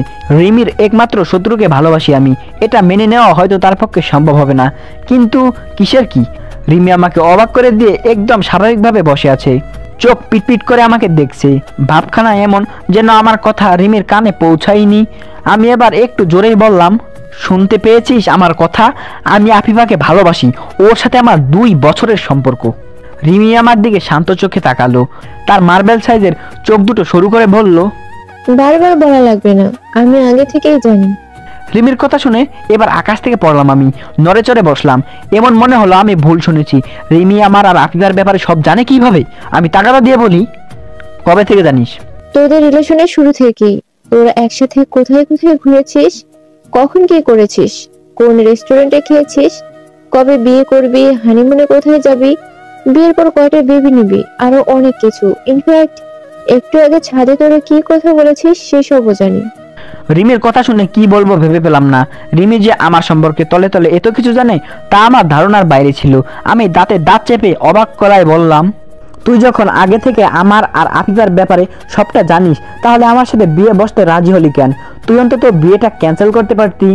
পাগল নাকি? বিয়ে ক্যান্সেল করার কোনো প্রশ্নই আসে না। কেন? এমনি আমার ইচ্ছা। তোর ইচ্ছে মানে কি? বিয়েটা কি তোর কাছে পুতুল খেলা মনে হয় নাকি? পুতুল খেলা মনে হবে কেন? বিয়ে হচ্ছে ভালোবাসার পবিত্র বন্ধন, যে বন্ধন স্বয়ং আল্লাহ জোড়া লাগিয়ে দেয়। এ তুই যখন জানিস তাহলে বিয়েতে রাজি হলি কেন? তুই ভালো করে জানিস আমি হাজার চেষ্টা করলেও এই বিয়ে নামক বন্ধন মানতে পারবো না। আমার বন্ধন আগে থেকে আল্লাহ আফিফার সাথে জুড়ে দিয়েছে। রিমি মুখ বাঁকিয়ে টিটকারি করলো, আমার কথার কোনো গুরুত্বই দিল না সে, বরং অন্যদিকে মুখ ঘুরে বিড়বিড় করে কি যেন বলতে লাগলো। আমি তাগাদা দিয়ে বললাম, কিছু বলছিস না কেন? বল, কেন আমাকে বিয়ে করেছিস, নাকি তোর অন্য কোনো মতলব আছে? কোনো মতলব নেই, আমি তোকে ভালোবাসি তাই বিয়ে করেছি। রিমির কথা শুনে অবাকের চরম মাত্রায় পৌঁছে গেলাম, মাথায় যেন আকাশ ভেঙে পড়েছে। রিমি আমাকে ভালোবাসে? এটা কিভাবে সম্ভব? আমি চোখ বড় বড় করে বললাম, মাথা ঠিক আছে তোর? আমাকে ভালোবাসিস মানে কি? ভালোবাসি মানে ভালোবাসি, আর ভালোবাসি বলেই তোকে বিয়ে করেছি। কানের নিচে লাগাবো চর, ফাজলামি হচ্ছে আমার সাথে। এই মা, ফাজলামো করবো কেন? ছোটবেলা থেকে ইচ্ছে ছিল যার সাথে আমার বিয়ে হবে তাকে খুব ভালোবাসবো, আর আজ তোর সাথে আমার বিয়ে হয়েছে তাই তোকে ভালোবাসি। এটা ভালোবাসা নয়, ভালো লাগা। তাছাড়া তোর মতো মেয়ে কাউকে ভালোবাসতে পারে না। কেন পারে না? আমার কি মন নেই, নাকি কাউকে ভালোবাসতে মানা আছে? তা নেই, কিন্তু তোর মতো অভদ্র মেয়ের পক্ষে কাউকে ভালোবাসা অসম্ভব। তুই সারা জীবন বেহায়াপনা করে যাবি আর সবাইকে অর্ধলঙ্গ শরীর আর শরীরের গোপনাঙ্গ দেখিয়ে বেড়াবি। মুখ সামলে কথা বল শাহিন, আজ পর্যন্ত কাউকে আমার শরীর দেখায়নি, শুধুমাত্র তোকে ছাড়া। সেটাই তো, আমাকে কেন শরীর দেখাবি? হ্যাঁ, আমি তোর কি হই? তুই আমার স্বামী, আমার উপর তোর হক আছে, আমার সবকিছু দেখার অধিকার আছে, তাই তোকে আমার সবকিছু দেখিয়েছি। এখানে দোষের কিছুই নেই। আচ্ছা বুঝলাম, কিন্তু বিয়ের আগে কেন আমাকে শরীর দেখিয়েছিস? তখন তো আমি তোর স্বামী ছিলাম না। রিমি চুপ হয়ে গেল, কিছু বলতে চেয়েও বলল না, তবে মুখ ঘুরিয়ে আবার বিড়বিড় করে কিছু একটা বলল। এবারও আমি শুনতে পেলাম না, রাগে ধমক দিয়ে বললাম, ফিসফিস করে কি বলছিস? দেখ শাহিন, পুরনো কাসুন্দি ঘেটে লাভ নেই। ছোটবেলা থেকে আমি তোর মতো কাউকে জীবনসঙ্গী হিসেবে চেয়েছি। আলহামদুলিল্লাহ, আল্লাহ আমার কথা শুনেছে তাই তোকে পেয়েছি। তাই আমি আর পুরনো কথা ভাবতে চাইছি না। আগে আমাদের মধ্যে যা ছিল সব বাদ, আজ থেকে আমরা স্বামী স্ত্রী। কচুর স্বামী স্ত্রী? আমরা আগেও ভাই বোন ছিলাম আর ভবিষ্যতেও ভাই বোন হিসাবেই থাকবো। আর আমাকে খবরদার নাম ধরে ডাকবি না, ভাইয়া বলে ডাকবি। রিমি রাগে হিসহিসিয়ে উঠলো, আমার কাছে এসে পাঞ্জাবির কলার টেনে ধরে দাঁড় করালো, মুখটা আমার মুখের কাছে এনে দাঁত কিরবির করে চিৎকার দিয়ে বলল, তাই নাকি? সেই হিসেবে তো আফিফাও তোর বোন হয়। তুই যদি তোর খালাতো বোনকে ভালোবাসতে পারিস, তাহলে আমি কেন আমার চাচাতো ভাইকে ভালোবাসতে পারবো না? রিমির কথা শুনে তাজ্জব বনে গেলাম। কি সাংঘাতিক যুক্তি রে বাবা! এই মেয়েটার কথার সাথে কোনো কালে আমি পেরে উঠিনি। চ্যাটাং চ্যাটাং করে কথা বলে বারবার আমার মুখ ভোটা করে দিয়েছে। আমি আর কথা বাড়লাম না, রিমির থেকে পাঞ্জাবের কলার ছাড়িয়ে বেলকনিতে গিয়ে দাঁড়ালাম। রিমির আজাইরা পেঁচাল শুনতে ইচ্ছে করছে না, তার উপর মনটা ভীষণ খারাপ। আফিফার কথা খুব মনে পড়েছে। আজ সারা রাত হয়তো কেঁদে কেঁদে পার করে দিবে। মেয়েটা বড্ড ভালোবাসে আমাকে। বারান্দায় গিল ধরে আফিফার কথা ভাবছিলাম। কিছুক্ষণ পরে রিমিও বেলকনিতে এলো। আমার সেদিকে কোনো ভ্রুক্ষেপ নেই। আমি আমার ভাবনার জগতে ব্যস্ত। আমার পাশে তাকিয়ে রিমি কিছু সময় নীরব থেকে আমার পাঞ্জাবি ধরে টান মারে। আমি চোখ মুখে এক রাশ বিরক্ত নিয়ে রিমির পানে তাকাই। কর্কশ গলায় বলি, সমস্যা কি তোর? আমাকে একটু একা থাকতে দে প্লিজ। বউ থাকতে একা থাকবে কেন? শোন, আমি তোর জায়গায় থাকলে এতক্ষণে সেই লেভেলে রোমান্স শুরু করে দিতাম। আমি কিছু বললাম না। দাঁত মুখ খিচে চুপ করে দাঁড়িয়ে রইলাম। রিমির সাথে কথা বলার একদম ইচ্ছে নেই। এই মেয়েটা বক বক করে আমার মাথা খারাপ করে দিবে। এমনিতেই মেজাজ গরম আছে। এদিকে আমার চুপ করে থাকা দেখে রিমি আমার পেটে গুঁতো দিয়ে বলল, এই শাহিন, রাত তো শেষ হয়ে এলো, বিড়াল মারবি কখন? বাসর রাতে বিড়াল মারতে হয়, জানিস না? তোর যখন বিড়াল মারা এত শখ, তাহলে তুই গিয়ে বিড়াল মারে আমাকে বলছিস কেন? ধ্যাৎ পাগল, একে একে বিড়াল মারা যায় নাকি? চল দুজনে একসাথে বিড়াল মারি, খুব মজা হবে। আমার হাতে মাইন না খেতে চাইলে এখান থেকে যা বলছি। আর একটা আজে বাজে কথা বললে চড়িয়ে গাল লাল করে দেব। আরে রেগে যাচ্ছিস কেন? আমার কি দোষ? ভাবেই তো বলেছে বাসর রাতে বিড়াল মারতে হয়। দূর, আমার কপালটাই খারাপ। তোর মতো একটা বেহায়া মেয়ে আমার গলায় ঝুলেছে। মাত্র একদিনে আমার জীবনটাকে নরক বানিয়ে ফেলেছিস। সত্যি বলতে তোর জ্বালায় আমার এখন মরে যেতে ইচ্ছে করছে। আমার কথা শুনে রিমির হাসি মুখে অন্ধকার নেমে এলো। ফ্যালফ্যাল করে তাকিয়ে রইল কেবল। মুহূর্তে চোখে জল চলে এসেছে রিমির। বেলকনি দিয়ে আসা চাঁদের আলোতে রিমির চোখের জল চিকচিক করে উঠল। এভাবে কিছু সময় কাটার পর রিমি হুট করে আমাকে জড়িয়ে ধরলো। তারপর কান্নামাখা গলায় বলল, ওসব কথা বলিস না শাহিন, তোর কিছু হয়ে গেলে আমিও বাঁচবো না। বিশ্বাস কর, আমি তোকে অনেক ভালোবাসবো। আমার ভালোবাসা দিয়ে তোর সব কষ্ট ভুলে দিব। দূর, এসব ঢং বাদ দে, অনেক দেখেছি এসব বলে রিমিকে জোর করে ছাড়িয়ে দিলাম। রিমি আবার আমাকে জড়িয়ে ধরলো, এবার আগের চেয়ে বেশি শক্ত করে। আষ্টে পিষ্টে নিজেকে আমার বুকের মাঝে চেপে ধরলো। আমি বিরক্ত হলাম। রিমি আমার বুকে মাথা রেখে ফোপাতে ফোপাতে বলল, আমাকে শুধু একটা সুযোগ দে, আমি সব ঠিক করে দিব। তোকে এত ভালোবাসা দিব যে তুই সব ভুলে যাবি। মন প্রাণ উজাড় করে ভালোবাসবো তোকে। রিমির কথার প্রশ্নোত্তরে আমি কিছু বলি না। ওকে আমার বুক থেকে সরানোর চেষ্টা করি, কিন্তু পারি না। রিমি কিছু সময় জড়িয়ে থেকে মাথা উঁচিয়ে আমার পানে তাকায়। নরম হাত দিয়ে আমার গাল দুটো চেপে ধরে। আদুরে গলায় বলে, প্লিজ আপনাকে ভুলে আমাকে মেনে নে। চল সবকিছু আবার নতুন করে শুরু করি। চাইলেও সবকিছু নতুন করে শুরু করতে পারবো না। তোর কাছে একটা জিনিস চাইবো, দিবি?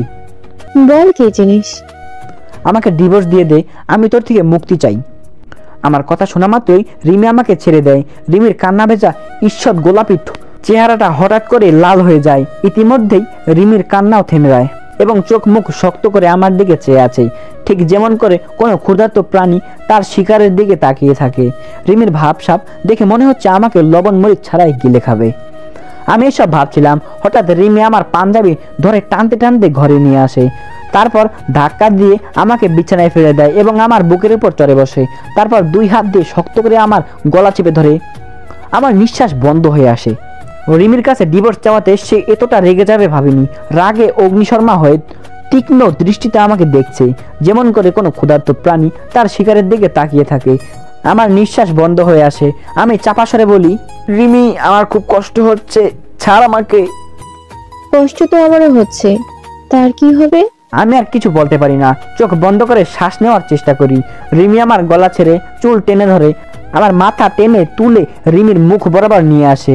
ফলে রিমির ঘন গরম নিঃশ্বাস আমার বুকে এসে পড়ে। রিমির সেই গরম নিঃশ্বাসের তাপে আমার চেহারা পুড়ে যাবে মনে হয়। রিমি রাগে গড়গড় করে চিৎকার দিয়ে বলল, তোর সাহস কি করে হলো ডিভোর্স দেওয়ার? ভালো ব্যবহার করছি বলে যা খুশি বলবি নাকি? এত কষ্ট করে তোকে নিজের করে পেয়েছি, আর তুই বলছিস ডিভোর্স দিতে? এই জন্মে তা আর হবে না চান্দু। আমি সারা জীবন তোর গলায় ঝুলে থাকবো। কথাগুলো বলা শেষ করে রিমি জোরে জোরে শ্বাস নিতে লাগলো। হাঁপিয়ে গেছে বেচারি। রিমি এত জোরে চিৎকার করে কথা বলেছিল যে আমার কানের পর্দা ফেটে যাওয়ার উপক্রম হয়েছিল। রিমি একটু দম নিয়ে গলা ঝেড়ে আমার পাঞ্জাবি টেনে ধরে আবার চিৎকার দিয়ে বলতে লাগলো, ফের যদি ডিভোর্সের কথা বলিস তাহলে একদম মেরে ফেলবো। আর যত তাড়াতাড়ি সম্ভব আবিবাকে ভুলে যা। তুই শুধু আমার। বলে রিমি আমার বুকের উপর থেকে সরে গেল। আমি যেন হাফ ছেড়ে বাঁচলাম। অনেকক্ষণ গলা চেপে ধরাতে কাশি চলে এসেছে। আমি খক খক করে কাশতে লাগলাম। রিমি গ্লাসে পানি নিয়ে নিজের হাতে আমাকে খাওয়াতে লাগলো আর আমার মাথায় হাত বুলিয়ে দিতে লাগলো। তবে খেয়াল করলাম রিমির রাগ এখনো কমেনি। সত্যি বলতে ডিভোর্স চাওয়াতে রিমি যে এতটা রেগে যাবে ভাবিনি। আচ্ছা, তাহলে কি রিমি সত্যি সত্যি আমাকে ভালোবাসে? না না, এটা হতে পারে না। রিমি আমাকে ভালোবাসতে পারে না। নিজেই নিজেকে বুঝ দিলাম আমি। এদিকে রিমির চিৎকার চেঁচামেচি শুনে বাড়ির সব লোকজন চলে এসেছে। তারা সবাই দরজা ধাক্কাচ্ছে। রিমি একবার আমার দিকে তাকিয়ে গিয়ে দরজা খুলে দিল। আমি রিমিকে বাধা দিতে চাইলাম, কিন্তু ব্যর্থ হলাম। মা বাবা, চাচা চাচি সহ প্রায় সব আত্মীয় স্বজন ঘরে প্রবেশ করলো। বাবা রিমির দিকে তাকিয়ে বলল, কি হয়েছে রিমি, এভাবে চিৎকার চেঁচামেচি করছিলে কেন? রিমি কিছু না বলে শুধু কাঁদতে কাঁদতে বাবাকে জড়িয়ে ধরলো। রিমির হুট করে কান্না দেখে সবাই ঘাবড়ে গেল। বাবা তো আরো বেশি। আমার বাবার জান হচ্ছে রিমি। রিমির সামান্য সর্দির জল হলেই বাবা মরিয়া হয়ে যায়, আবার কান্না করলে তো পুরো বাড়ি এক করে ফেলবে। বাবা রিমির চোখের পানি মুছে দরপর করে বলল, কি হয়েছে মামনি, তুই কাঁদছিস কেন? শাহিন তোকে কিছু বলেছে? তোমার ছেলে আমার সাথে খুব খারাপ ব্যবহার করেছে। আমার গায়ে হাত তুলেছে আর বৃষ্টি ভাষায় গালিগালাজ করেছে। রিমির কথা শুনে সবাই ভূত দেখার মতো চমকে উঠলো আর আমি পড়ে গেলাম বিপাকে। আজ আমি শেষ। বাবা আজ আমার কি হাল করবে তা শুধু আল্লাহই জানে। আমি মনে মনে আল্লাহকে স্মরণ করছি। এর মধ্যে বাবা এসে আমার সামনে দাঁড়ালো। আমি কাচুমাচু হয়ে বাবার দিকে তাকালাম। বাবা ঠাস করে একটা চর বসিয়ে দিল গালে। আমি ভেবাচাকা খেয়ে গেলাম। ভাবিনি সবার সামনে বাবা চর মারবে। আমি গালে হাত দিয়ে ফেল ফেল করে বাবার দিকে তাকিয়ে রইলাম। বাবা ধমক দিয়ে বলল, আবার যদি আমার মেয়েকে কাঁদিয়েছিস তাহলে মেরে তক্তা বানাবো। পাশ থেকে মা ও বাবার সাথে তাল মিলালো। রাগী গলায় বলল, আরো কয়েকটা মারো, তোমার ছেলে খুব বেড়ে গেছে। মার কথা শুনে আহত হলাম। এটা কি আমার নিজের মা পরের মেয়ের জন্য নিজের ছেলেকে মায়ের দিতে বলছে? সবকিছু হয়েছে এই রিমির জন্য। রিমি যদি বাবাকে এসব মিথ্যা কথা না বলতো তাহলে বাবার হাতে চর ও খেতাম না, সবার সামনে অপমানিতও হতাম না। আমার সব রাগ গিয়ে রিমির উপর পড়লো। আমি চোখ বাঁকিয়ে রিমির দিকে রাগী লুক নিয়ে তাকালাম। ইচ্ছে করছে শয়তান্নিটাকে কাঁচা চিবিয়ে খাই। এদিকে রিমির দিকে এভাবে তাকিয়ে থাকতে রিমি মার কাছে এসে বলল, দেখেছো বড় আম্মু, তোমার ছেলে কিভাবে আমাকে দেখছে? তোমরা না আসলে তখন আমাকে মেরে ফেলতো। আমি শুধু বলেছিলাম আমি তোর বউ, অমনি আমার গলা চেপে ধরেছে। বলেছে আমি নাকি ওর বোন হই। এখন তুমি বলো, বউকে কেউ বোন বলে? আমি চোখ বড় বড় করে রিমির দিকে তাকালাম। কি দোষী মেয়ের বাবা, চোরের উপর বাটপারি। কি সুন্দর করে আমাকে ফাঁসিয়ে দিল। আমি মুখ কাচুমাচু করে মার দিকে তাকাতে মা হুঙ্কার দিয়ে বলল, তুই সারা জীবন গাধাই থেকে গেলি। রিমিনা এখন তোর বউ হয়? গাধা কোথাকার। অভিমানে বুকটা ভরে এলো। ছোটবেলা থেকে দেখে আসছি আমার মা বাবা সবসময় রিমির পক্ষে। এই বিষয়টা মোটেও আমার ভালো লাগে না। এতক্ষণ সবকিছু স্বাভাবিক ছিল। বাবার হাতে একটা চর খেয়েও সবকিছু শান্ত হয়ে গিয়েছিল, কিন্তু বোমা ফাটালো রিমি। মার বুকে মাথা রেখে কাঁদতে কাঁদতে বলল, জানো বড় আম্মু, তোমার ছেলে আমাকে ডিভোর্স দিতে চায়। বলে আমি কিনা খারাপ মেয়ে, আমার সাথে সংসার করবে না। রিমির কথা শুনে তো মা রেগে ফেটে পড়লো। রাগে গজগজ করতে করতে কষিয়ে একটা চর লাগালো আমার গালে। তারপর রাগে দাঁত কিরমির করে বলল, তোর কপাল ভালো, রিমির মতো এত ভালো একটি মেয়ে তোর জীবন সঙ্গী হিসেবে পেয়েছিস। রিমির মতো মেয়েই হয় না। আর তুই কি না আল্লাহর কাছে শুকরিয়া আদায় করা বাদ দিয়ে ডিভোর্স চাচ্ছিস? আরেকবার ওইসব অলক্ষণী কথা মুখে আনলে হাড্ডি ভেঙে দেব। তোমরা শুধু হাড্ডি কেন, আমাকে মেরে ফেললেও রিমির সাথে সংসার করব না। আজ হোক কাল হোক ওকে আমি ডিভোর্স দিবই। মা এবার আরও রেগে গেল। আমাকে মারার জন্য আবার তেড়ে এলো, কিন্তু রাসেল ভাই সারমার করে এসে আমাকে বাঁচালো। মায়ের থেকে আমাকে ছাড়িয়ে টানতে টানতে বাইরে নিয়ে এলো। তারপর আমার মাথায় চাটা মেরে বলল, মাথা ঠিক আছে তোর? আজকে বিয়ে করে আজকেই ডিভোর্স দিতে চাচ্ছিস? তাছাড়া আর কোনো উপায় নেই রাসেল ভাই। আমি ওই মেয়েটার সাথে থাকতে পারবো না। আমার দম বন্ধ হয়ে আসে। প্লিজ আপনি কিছু একটা করেন। আমি এখন আন্দাজি কি করব? দেখ, যা হবার তা হয়ে গেছে। তুই আর এসব নিয়ে সিন ক্রিয়েট করিস না। আল্লাহ যা করেন ভালোর জন্যই করে। অত কিছু আমি বুঝি না। আমি জাস্ট রিমির থেকে মুক্তি চাই। আপনি আমাকে হেল্প করবেন কিনা বলেন। আচ্ছা, আমি দেখছি কি করা যায়। তুই শুধু মাথা গরম করিস না। আজকে রাতটা পার হতে দে, তারপর কিছু একটা করে তোদের ডিভোর্স ব্যবস্থা করব। আপনাকে অনেক ধন্যবাদ রাসেল ভাই, আপনি একমাত্র মানুষ যে সবসময় আমার পাশে থাকে। থাক, আর ধন্যবাদ দিতে হবে না, ভিতরে চল। আর খবরদার রিমির সাথে রাগারাগি করবি না। আমি মাথা নাড়ালাম। রাসেল ভাই আমাকে রুমে নিয়ে এলো। মা বাবা ও আত্মীয় স্বজনকে বুঝিয়ে সুঝিয়ে নিয়ে চলে গেল। যাওয়ার আগে অবশ্য সবাই আমাকে কড়া গলায় শাসিয়ে গেছে। রিমিকে কিছু বললে বা মারলে আমাকে ঘাড় ধাক্কা দিয়ে বাড়ি থেকে বের করে দেবে। আমি মুখ ভার করে সোফার উপর গিয়ে বসলাম। রিমি দরজা লাগিয়ে আমার কাছে এলো, নরম গলায় বলল, বিছানায় চল, চুপচাপ বিছানায় চল। আমি এখানে ঠিক আছি। আমার মাথা গরম করাবি না বলে দিলাম। আমি বাধ্য শিশুর মতো রিমির কথা মানলাম।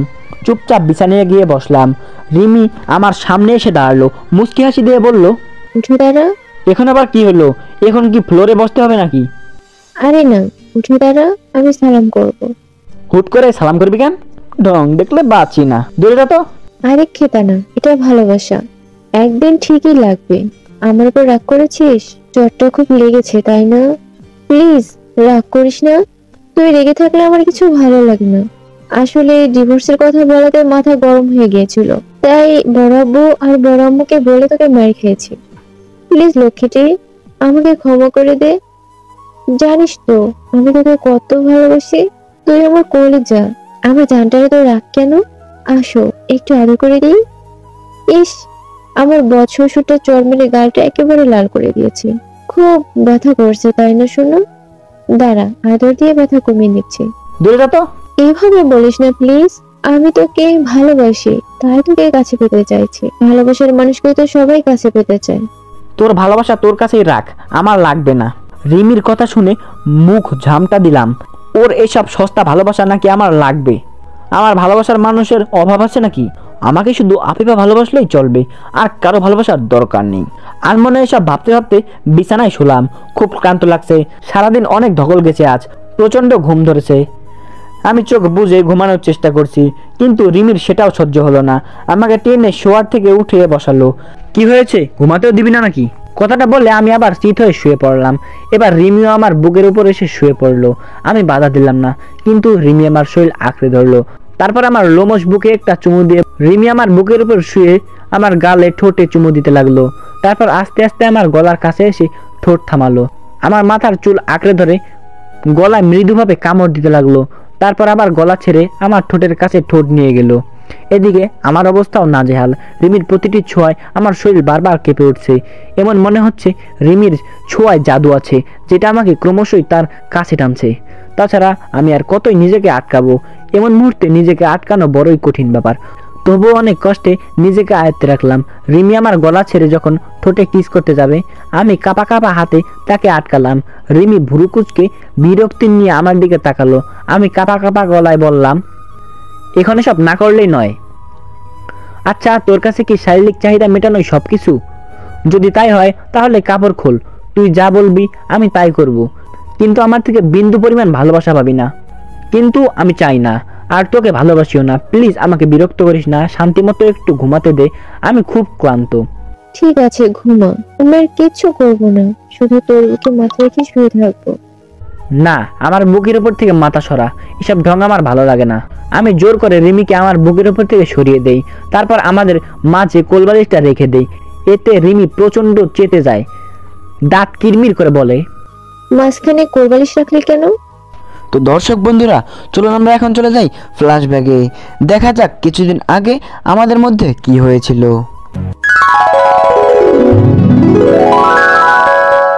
আমার আর রিমির জুটি নাকি পারফেক্ট, আমরা নাকি লাভ বার্ডস। আমার বন্ধুরাও একই কথা বলে, রিমির সাথে আমার বিয়ে হলে নাকি দারুণ হবে। সবচেয়ে বড় কথা, আমাকে আর রিমিকে নাকি ভাই বোন মনেই হয় না। আমরা দুজন যখন সেজে গুজে কলেজে আসি, তখন নাকি আমাকে শাহরুখ খান আর রিমিকে কাজলের মতো লাগে। যে কারণে সব বন্ধুরা রিমিকে ভাবি বলে ডাকে। অবশ্য এটা নিয়ে বন্ধুদের সাথে কম ঝগড়া হয়নি, কিন্তু তবুও তারা শোনেনি। আমার বন্ধুরা নাকি মরে যাবে, তবুও রিমিকে ভাবি ডাকা বন্ধ করবে না। তবে আমি যতদূর জেনেছি, এর পিছনে রিমির হাত রয়েছে। রিমি নাকি আমার বন্ধুদের তাকে ভাবি ডাকতে বলেছে, আর ওর বান্ধবীদের আমাকে দুলাভাই ডাকতে বলেছে। কিন্তু রিমি এসব প্ল্যান করেছে আমি জানতাম না। তো এইভাবেই দিনগুলো কেটে যাচ্ছিল। রিমির কেয়ার, তার সাথে দুষ্টু মিষ্টি ঝগড়া, মারামারি, রাগ, অভিমান, খুনসুটিময় অনুভূতি, এইসব লেগেই থাকতো। আবার মাঝে মাঝে রিমির ওপর বিরক্ত হতাম, কারণ আমি রিমির এসব অতিরিক্ত শাসন নিতে পারছিলাম না। রিমি সবসময় আমাকে নজরে নজরে রাখে। আমার মা বাবা এত প্যারা দেয় না যতটা রিমি দেয়। সবসময় এটা করো, ওটা করো, এটা করলে কেন, ওটা করলে কেন, ওর সাথে এতক্ষণ কি গল্প করলি, ওই মেয়েটার দিকে তাকালি কেন, ফেসবুকের পাসওয়ার্ড দে, ফ্রেন্ড লিস্টে এত মেয়ে কেন, তোর অমুক পোস্টে মেয়েরা এত লাভ রিয়াক্ট দিয়েছে কেন, ফেসবুকে এত সময় দেওয়া ঠিক না, এত রাত জাগিস কেন, সকালে তাড়াতাড়ি ঘুম থেকে ওঠা ভালো, আরও নানা রকম প্যারা দিত। তবুও আমি খুশি ছিলাম, কারণ রিমির মতো একজনকে পেয়েছি বলে। এর মাঝে আফিফার সাথে আমার রিলেশন হয়। আফিফা আমার থেকে 3 বছরের বড়। ওদের সাথে জমি নিয়ে ঝামেলার কারণে কথাবার্তা খুব একটা ভালো হতো না আমাদের। আফিফা আমাদের বাড়ি মাঝে মাঝে আসলেও আমি বারবার তাকে এড়িয়ে চলেছি, কিন্তু হুট করে একদিন আফিফা আমাকে প্রপোজ করে বসে, আমার হাত ধরে বলে আমাকে নাকি ভালোবাসে। প্রচন্ড অবাক হয়েছিলাম সেদিন। সাথে সাথে আফিফার প্রস্তাব ফিরিয়ে দিয়েছিলাম, বলেছিলাম তুমি আমার বড় বোনের মতো, আমাদের মাঝে এসব সম্ভব না। কিন্তু আফিফাও হাল ছাড়ার মতো মেয়ে না। পাক্কা 2 মাস আমার পিছনে ঘুরেছে। ধীরে ধীরে আমিও আফিফার প্রতি দুর্বল হয়ে থাকি এবং না চাইতেও তাকে ভালোবেসে ফেলি। যাই হোক, সবকিছু ঠিকঠাক ভাবেই চলছিল। তবে আসল ঘটনা সূত্রপাত হয় 2 মাস আগে। খবর এলো রিমির নানা হুট করে অসুস্থ হয়ে পড়েছে, মরা মরা অবস্থা। আমরা সপরিবারে রিমির নানাকে দেখতে যাই। তখনই রিমির নানা একটা আবদার করে বসে। রিমির নানা বলে মরার আগে তার একমাত্র নাতনি রিমির বিয়ে দেখে যেতে চায়। রিমির নানার এসব আবদার দেখে সবাই খুশি হয়, কারণ রিমিরও বিয়ের বয়স হয়েছে। তাছাড়া ছোট আব্বু আর ছোট আম্মু বেশ কয়েকদিন ধরেই রিমির বিয়ের ব্যাপারে কথা বলছিল। কিন্তু আমি খেয়াল করলাম বিয়ের কথা শুনে রিমির মুখটা কেমন জানি চুপসে গেছে এবং সেই সাথে চেহারার গম্ভীর ভাব। সাধারণত মেয়েরা বিয়ের কথা শুনে লজ্জা পায়, কিন্তু রিমির বেলায় উল্টো হয়েছে। রিমির চোখ মুখ দেখে মনে হচ্ছে সে প্রচন্ড রেগে আছে, কিন্তু কাউকে কিছু বলছে না। একটু পর রিমি আমাকে টানতে টানতে ছাদে নিয়ে আসে। তারপর আচমকা আমাকে জড়িয়ে ধরে হু হু করে কাঁদতে লাগে। আমি প্রচন্ড অবাক হই। রিমির হুট করে কাঁদার কারণ খুঁজে পাই না। আমি আমার জীবনে 2টো জিনিসকে সবচেয়ে বেশি ভয় পাই। প্রথমটা হচ্ছে ইংলিশ পরীক্ষা, আর দ্বিতীয়টা হচ্ছে রিমির কান্না। আমি একটু চুপ থেকে রিমির মাথায় হাত বুলিয়ে বলি, কি হয়েছে, হুট করে কান্না করছিস কেন? রিমি কিছু না বলে আমাকে আরো শক্ত করে জড়িয়ে ধরলো। কিছুক্ষণ এক নাগারে কাঁদার পর নাক টেনে বলল, আমি এত তাড়াতাড়ি বিয়ে করতে চাই না শাহিন, প্লিজ তুই আমাকে বাঁচা। কেন, এখন বিয়ে করতে কি সমস্যা? আমি আগে স্টাডি কমপ্লিট করতে চাই, তারপর বিয়ে শাদী করার চিন্তা ভাবনা আছে। কিন্তু তোর নানার শেষ ইচ্ছা তুই রাখবি না? মানুষটা তোর বিয়ে দেখতে চেয়েছে। আল্লাহ না করুক, কাল যদি তোর নানার কিছু হয়ে যায় তখন কি হবে? আরে ধুর, ওই শালা বুড়োর কিচ্ছু হবে না। নানার হলো কই মাছের জান, বুঝলি? আমি গ্যারান্টি দিচ্ছি ওই বুড়োটা আরো 50 বছর বাঁচবে, তবুও কিছু হবে না। তুই শুধু আমাকে একটু হেল্প কর, আমার বিয়েটা আটকে দে। আমি কোনো হেল্প করতে পারবো না বাবা। আর এইসব আজাইরা পেঁচাল বাদ দিয়ে বিয়েতে রাজি হয়ে যা। এমনিতেই তোর বিয়ের বয়স পেরিয়ে গেছে, এখন যত তাড়াতাড়ি সম্ভব বিয়েটা করে ফেলা উচিত। আমি এসব ঝামেলার মধ্যে জড়াতে পারবো না, আমাকে মাফ কর। আমার বিয়ে নিয়ে তোর এত মাথা ব্যথা কিসের? হ্যাঁ, আমি কি তোর ঘরে বসে খাই নাকি যে আমাকে বিয়ে দিয়ে দাঁড়াতে চাইছিস? শোন, বিয়ে আমি কিছুতেই করবো না বলে দিলাম। এখন তুই আমাকে হেল্প করবি কিনা বল। হেল্প না করলে তোর সব কুকীর্তির কথা বরাবর কাছে ফাঁস করে দিব। তোর সব কুকর্মের প্রমাণ আমার কাছে আছে। লুকিয়ে লুকিয়ে সিগারেট খাওয়া, মাঝে মাঝে জুয়া খেলা, মেয়েদের পিছনে ঘোরা, কলেজে ভাইগিরি দেখানো থেকে শুরু করে সব বরাবরকে বলে দিব। তখন ভাব তোর কি অবস্থা হবে। তাছাড়া সামনে তো পরীক্ষা, আর তোর সিট আমার সামনে পড়বে। পরীক্ষায় একটা অক্ষরও দেখাবো না, তখন ফেল করে বসে থাকবি। রিমির এসব কথা শুনে লম্বা ঢোক গিললাম। আমার হাতে আর কিছুই করার নেই। রিমির কথা না শুনলে আমার সব ভান্ডা ফাঁস হয়ে যাবে। বাধ্য হয়েই রাজি হলাম। একটু আগে যেই আমি সিংহের মতো গর্জন করেছিলাম, সে আমি বিড়ালের মতো মিউ মিউ করে বললাম, কি করতে হবে আমাকে? সময় হলে জানতে পারবি। বলে রিমি ভুবন ভোলানোর মতো একটা হাসি দিল। খেয়াল করলাম এক নিমিষেই রিমির চেহারা থেকে চিন্তার ছাপ গায়েব হয়ে গেছে। খুশিতে মুখটা চিকচিক করে উঠছে। তার কিছুদিন পর থেকে শুরু হয় যত সব ঝামেলা।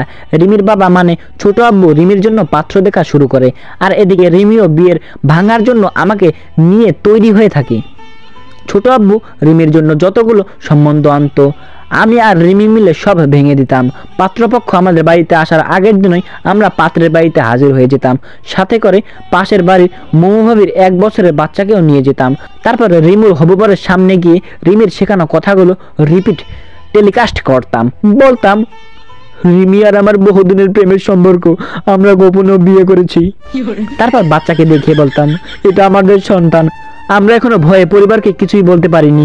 রিমির পরিবার এখনো জানে না যে সে বিবাহিত, তাই তারা রিমির বিয়ে দেওয়ার জন্য তোড়জোড় শুরু করেছে। কিন্তু আপনি এই বিয়েটা করে আমাদের জীবন নষ্ট করে দিয়েন না, তাহলে আত্মহত্যা ছাড়া আমাদের আর কোনো উপায় থাকবে না। প্লিজ আমাদের প্রতি একটু দয়া করেন, কাল রিমিকে দেখতে আসবেন না। আমার এসব ইমোশনাল কথা শেষ হতে রিমিওর অভিনয় শুরু করে দিত। রিমি সোজা পাত্রের পায়ে পড়ে যেত, পায়ে ধরে কান্না মাখা গলায় বলতো, ভাইয়া গো, আমাদের জীবন নষ্ট করে দিয়েন না, আমরা একে অপরকে খুব ভালোবাসি, আমাদেরকে বাঁচান ভাইয়া, আমি তো আপনার বোনের মতো, দয়া করে কাল আমাকে দেখতে আসবেন না। রিমির এই মাস্টার মাইন্ড প্ল্যানটা দারুণ কাজ করত। ফলস্বরূপ পাত্রপক্ষ আর রিমিকে দেখতে আসতো না। কিন্তু আমি একটা জিনিস কিছুতেই বুঝতে পারছি না, রিমি শুধুমাত্র পড়ালেখার দোহাই দিয়েই এত ভালো ভালো সম্পর্ক ভেঙে দিচ্ছিল কেন, যেখানে রিমি চাইলে বিয়ের পর পড়ালেখা চালিয়ে যেতে পারতো। ছোট আব্বু রিমির জন্য কোনো সম্বন্ধ আনলেই সবার আগে আমাকে জানাতো। আমার হাতে ছেলেটার একটা ছবি ধরিয়ে বলতো, দেখতো ছেলেটা কেমন, কালকে রিমিকে দেখতে আসবে। ছবিটা রিমিকে গিয়ে দেখা পছন্দ হয়েছে কিনা। আমি ছবিটা নিয়ে রিমির ঘরে যেতাম, যেখানে অধিকাংশ ছেলেই সুন্দর, হ্যান্ডসাম, স্টাইলিশ হতো।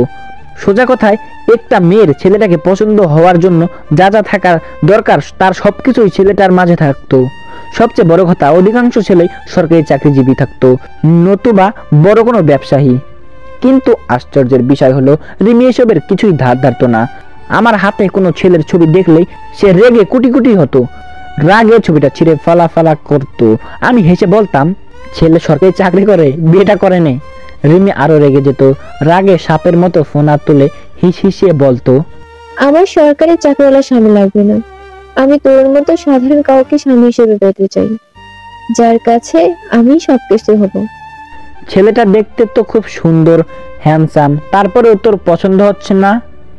ঘোড়া রান্না সুন্দর, ছেলেটার তোর মতো চাপদারি নেই, আমার চাপদারিওয়ালা ছেলে খুব পছন্দ। এরপরে যখন কোনো চাপদারিওয়ালা ছেলের ছবি এনে দেখাতাম, রিমির মুখ গোমরা করে বলতো, ছেলেটার নাকটা কেমন যেন বোচা, নাকটা একটু খারাপ হলে ভালো হতো, ঠিক তোর মতো। রিমি এভাবেই পাত্রের নানা রকম খুঁজ বের করতো। কখনো বলতো, ছেলের চোখ দুটোর তেরা, আমার তোর মতো গোল গোল চোখওয়ালা ছেলে লাগবে। আবার কখনো বলতো, ছেলেটার চুলের স্টাইল একদম ভালো না, আমার তোর চুলের স্টাইলটা অনেক ভালো লাগে, এরকম যদি কারো চুলের স্টাইল হয় তাহলে বিয়ে করব। তারপর আমি যখন আমার মতো চুলের স্টাইল করা কারো ছবি এনে রিমিকে দেখাতাম, তখন সে বলতো, ছেলেটার মুছটা ডাকাতের মতো, একদম ফালতু, ছেলেদের মুছ হবে ছোট ছোট আর স্টাইল করা, ঠিক তোর মতো। আমি তখন ছোট ছোট মোসলা ছেলের ছবি এনে রিমিকে দেখাতাম। রিমি কিছুক্ষণ ছবিটার দিকে তাকিয়ে থেকে আরেকটা খুঁত বের করতো আর বলতো, ছেলেটা একটু বেশি লম্বা, আমি দাঁড়ালে ওর কোমর সমান হব না, একে বিয়ে করা যাবে না। ছেলের হাইট যেন তোর সমান হয়, যাতে আমি দাঁড়ালে ছেলেটার বুক বরাবর হয়। আমি বুঝে গিয়েছিলাম যতই চেষ্টা করি রিমি বিয়ে করবে না, নানা রকম অজুহাত দেখাবে। আমি যদি হাজারো মেয়ের ক্রাশ স্বয়ং শাহরুখ খানকে রিমির সামনে হাজির করে বলি, দেখা তো পছন্দ হয়েছে কিনা, রিমি তখনও নাক ছিটকে শাহরুখ খানকে বলবে, আপনি তো বুড়ো হয়ে গেছেন, আপনাকে বিয়ে করতে পারবো না। যার কারণে ইচ্ছে না থাকা সত্ত্বেও বাধা হয়েও রিমির বিয়ে ভাঙতে হতো। এভাবেই দিনগুলো কেটে যাচ্ছিল। এই 3 মাসে আমরা প্রায় 50টা সম্বন্ধ ভেঙেছি। রিমির বাবা মানে আমার ছোট আব্বু কিছুতেই বুঝতো না, ছেলেপক্ষ কথা দিয়েও কেন রিমিকে দেখতে আসে না। কিন্তু আমার বাবা কিভাবে যেন টের পেয়ে যায় আমরাই বিয়েগুলো ভাঙছি। এটা সপ্তাহখানেক আগের ঘটনা। আমি আর রিমি ছেলের বাড়িতে বিয়ে ভাঙার জন্য গিয়েছি। রিমির জন্য ঠিক করা ছেলেকে আমার আর রিমির সম্পর্কে সবটা খুলে বলি। ছেলেটা আমাদের কথা বিশ্বাস করে এবং আশ্বাস দেয় যে কাল সে রিমিকে দেখতে যাবে না। কিন্তু ঠিক সেই সময় বাবা এন্ট্রি মারে। হুট করে বাবাকে দেখে ভয়ে ভয়ে আমার আত্মা কেঁপে ওঠে। সেই সাথে প্রচন্ড অবাক হই। রিমি ভয় পেয়ে আমার পিছনে এসে মুখ লুকায়। বাবা আমার দিকে কিছুক্ষণ কঠিন দৃষ্টিতে তাকিয়ে থেকে ঠাস করে 2-3টা চর মারে। আমি আরো ঘাবড়ে যাই, ভয়ে দম বন্ধ হয়ে আসে। বাবা আমার শার্টের কলার চেপে ধরে দাঁত কিরমির করে বলে, চুপ কর শয়তান, আমার আগে থেকে তোর উপর সন্দেহ ছিল, তাই আজ তোদের পিছু নিয়েছিলাম। আর এখন হাতে নাতে ধরা পড়ার পর সাধু সাজার চেষ্টা করছিস? কি ভেবেছিলি আমি কিছু টের পাবো না? হারামজাদা, যে থালাতে খাস সে থালাতেই সেট করিস। লজ্জা করে না তোর? রিমির বিয়ে ভাঙছিস কেন? ভয়ে আমার মুখ দিয়ে তখন কোনো কথাই বের হচ্ছিল না, তবুও আমতা আমতা করে বললাম, আমার কোনো দোষ নেই বাবা, সব দোষ রিমির। রিমি এখন বিয়ে করতে চায় না, তাই সে আমাকে ব্ল্যাকমেল করে একের পর এক বিয়ে ভাঙছে। আমার কথা শুনে বাবা রিমির দিকে তাকালো। রিমি কোমল চাহনি নিয়ে শান্তভাবে দাঁড়িয়ে আছে। কি নিষ্পাপ চাহনি তার! বাবা রিমির এমন কোমলমতি চাহনিতেই গলে গেল। রিমির দিকে কয়েক সেকেন্ড তাকিয়ে থেকে আমার কান টেনে বলল, একদম আমার মামুনির নামে মিথ্যা অপবাদ দিবি না। রিমির মতো লক্ষ্মী মেয়ে এমনটা করতেই পারে না। তুই হয়তো ওকে উল্টাপাল্টা কিছু বুঝিয়ে এসব করিয়েছিস। না বাবা, সব রিমি করেছে। এ রিমি, চুপ করে আছিস কেন? কিছু বল না। বাবার কথা শেষ হতে না হতেই পাশে থেকে রিমির মুখ খুলল। আমার দিকে আর চোখে এক নজর তাকিয়ে বাবাকে বলল, হ্যাঁ বড় আব্বু, শাহিনী আমাকে এসব করতে বাধ্য করেছে। ও চায়নি আমি এখন বিয়ে করি, তাই আমাকে ভুলিয়ে ফেলে এসব করেছে। আমি অবুঝের মতো ওর কথা মেনেছি। আসলে ও আমাকে হিংসা করে, আমার ভালো চায় না। রিমির কথা শুনে আমি আকাশ থেকে পড়লাম। পেতনিটা বলে কি? আমি চোখ বড় বড় করে রিমির দিকে তাকালাম। কি সুন্দর করেই না সব দোষটা আমার উপর চাপিয়ে দিল। একেই বলে যার জন্য করলাম চুরি সেই বলল চোর। এদিকে রিমির কথা শুনে বাবা আরো ভয়ঙ্কর লুক নিয়ে আমার দিকে তাকালো। বাবার এমন চাহনি দেখে আমার গলা শুকিয়ে কাঠ। আমি কাঁপা কাঁপা গলায় বললাম, রিমি মিথ্যা বলছে বাবা। বাবা, সবকিছু রিমির প্ল্যান। ও আমাকে ব্যবহার করে এখানে ফাঁসাচ্ছে। কে কাকে ফাঁসাচ্ছে সেটা তো দেখতেই পাচ্ছি। তুই খালি আজ বাড়ি চল, তারপর মজা দেখাচ্ছি। বলে বাবা আমাকে টানতে টানতে সেখান থেকে বাড়িতে নিয়ে এলো। পুরো রাস্তা আমি শুধু আল্লাহর নাম স্মরণ করছি, বাড়িতে গিয়ে বাবা যেন কিছু না করে এই আশায়। কিন্তু বাড়িতে ঢোকার সাথে সাথে আমার উপর দিয়ে ঝড় বয়ে গেল।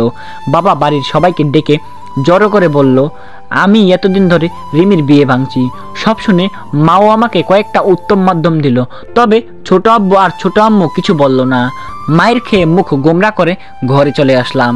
প্রচন্ড রাগ হচ্ছে রিমির উপর। শয়তান্নিটা আমাকে মুরগি বানালো। এরপর দেখলাম রিমি আমার ঘরে আসলো। আমি ওকে দেখে মুখ ঘুরিয়ে অন্যদিকে তাকালাম।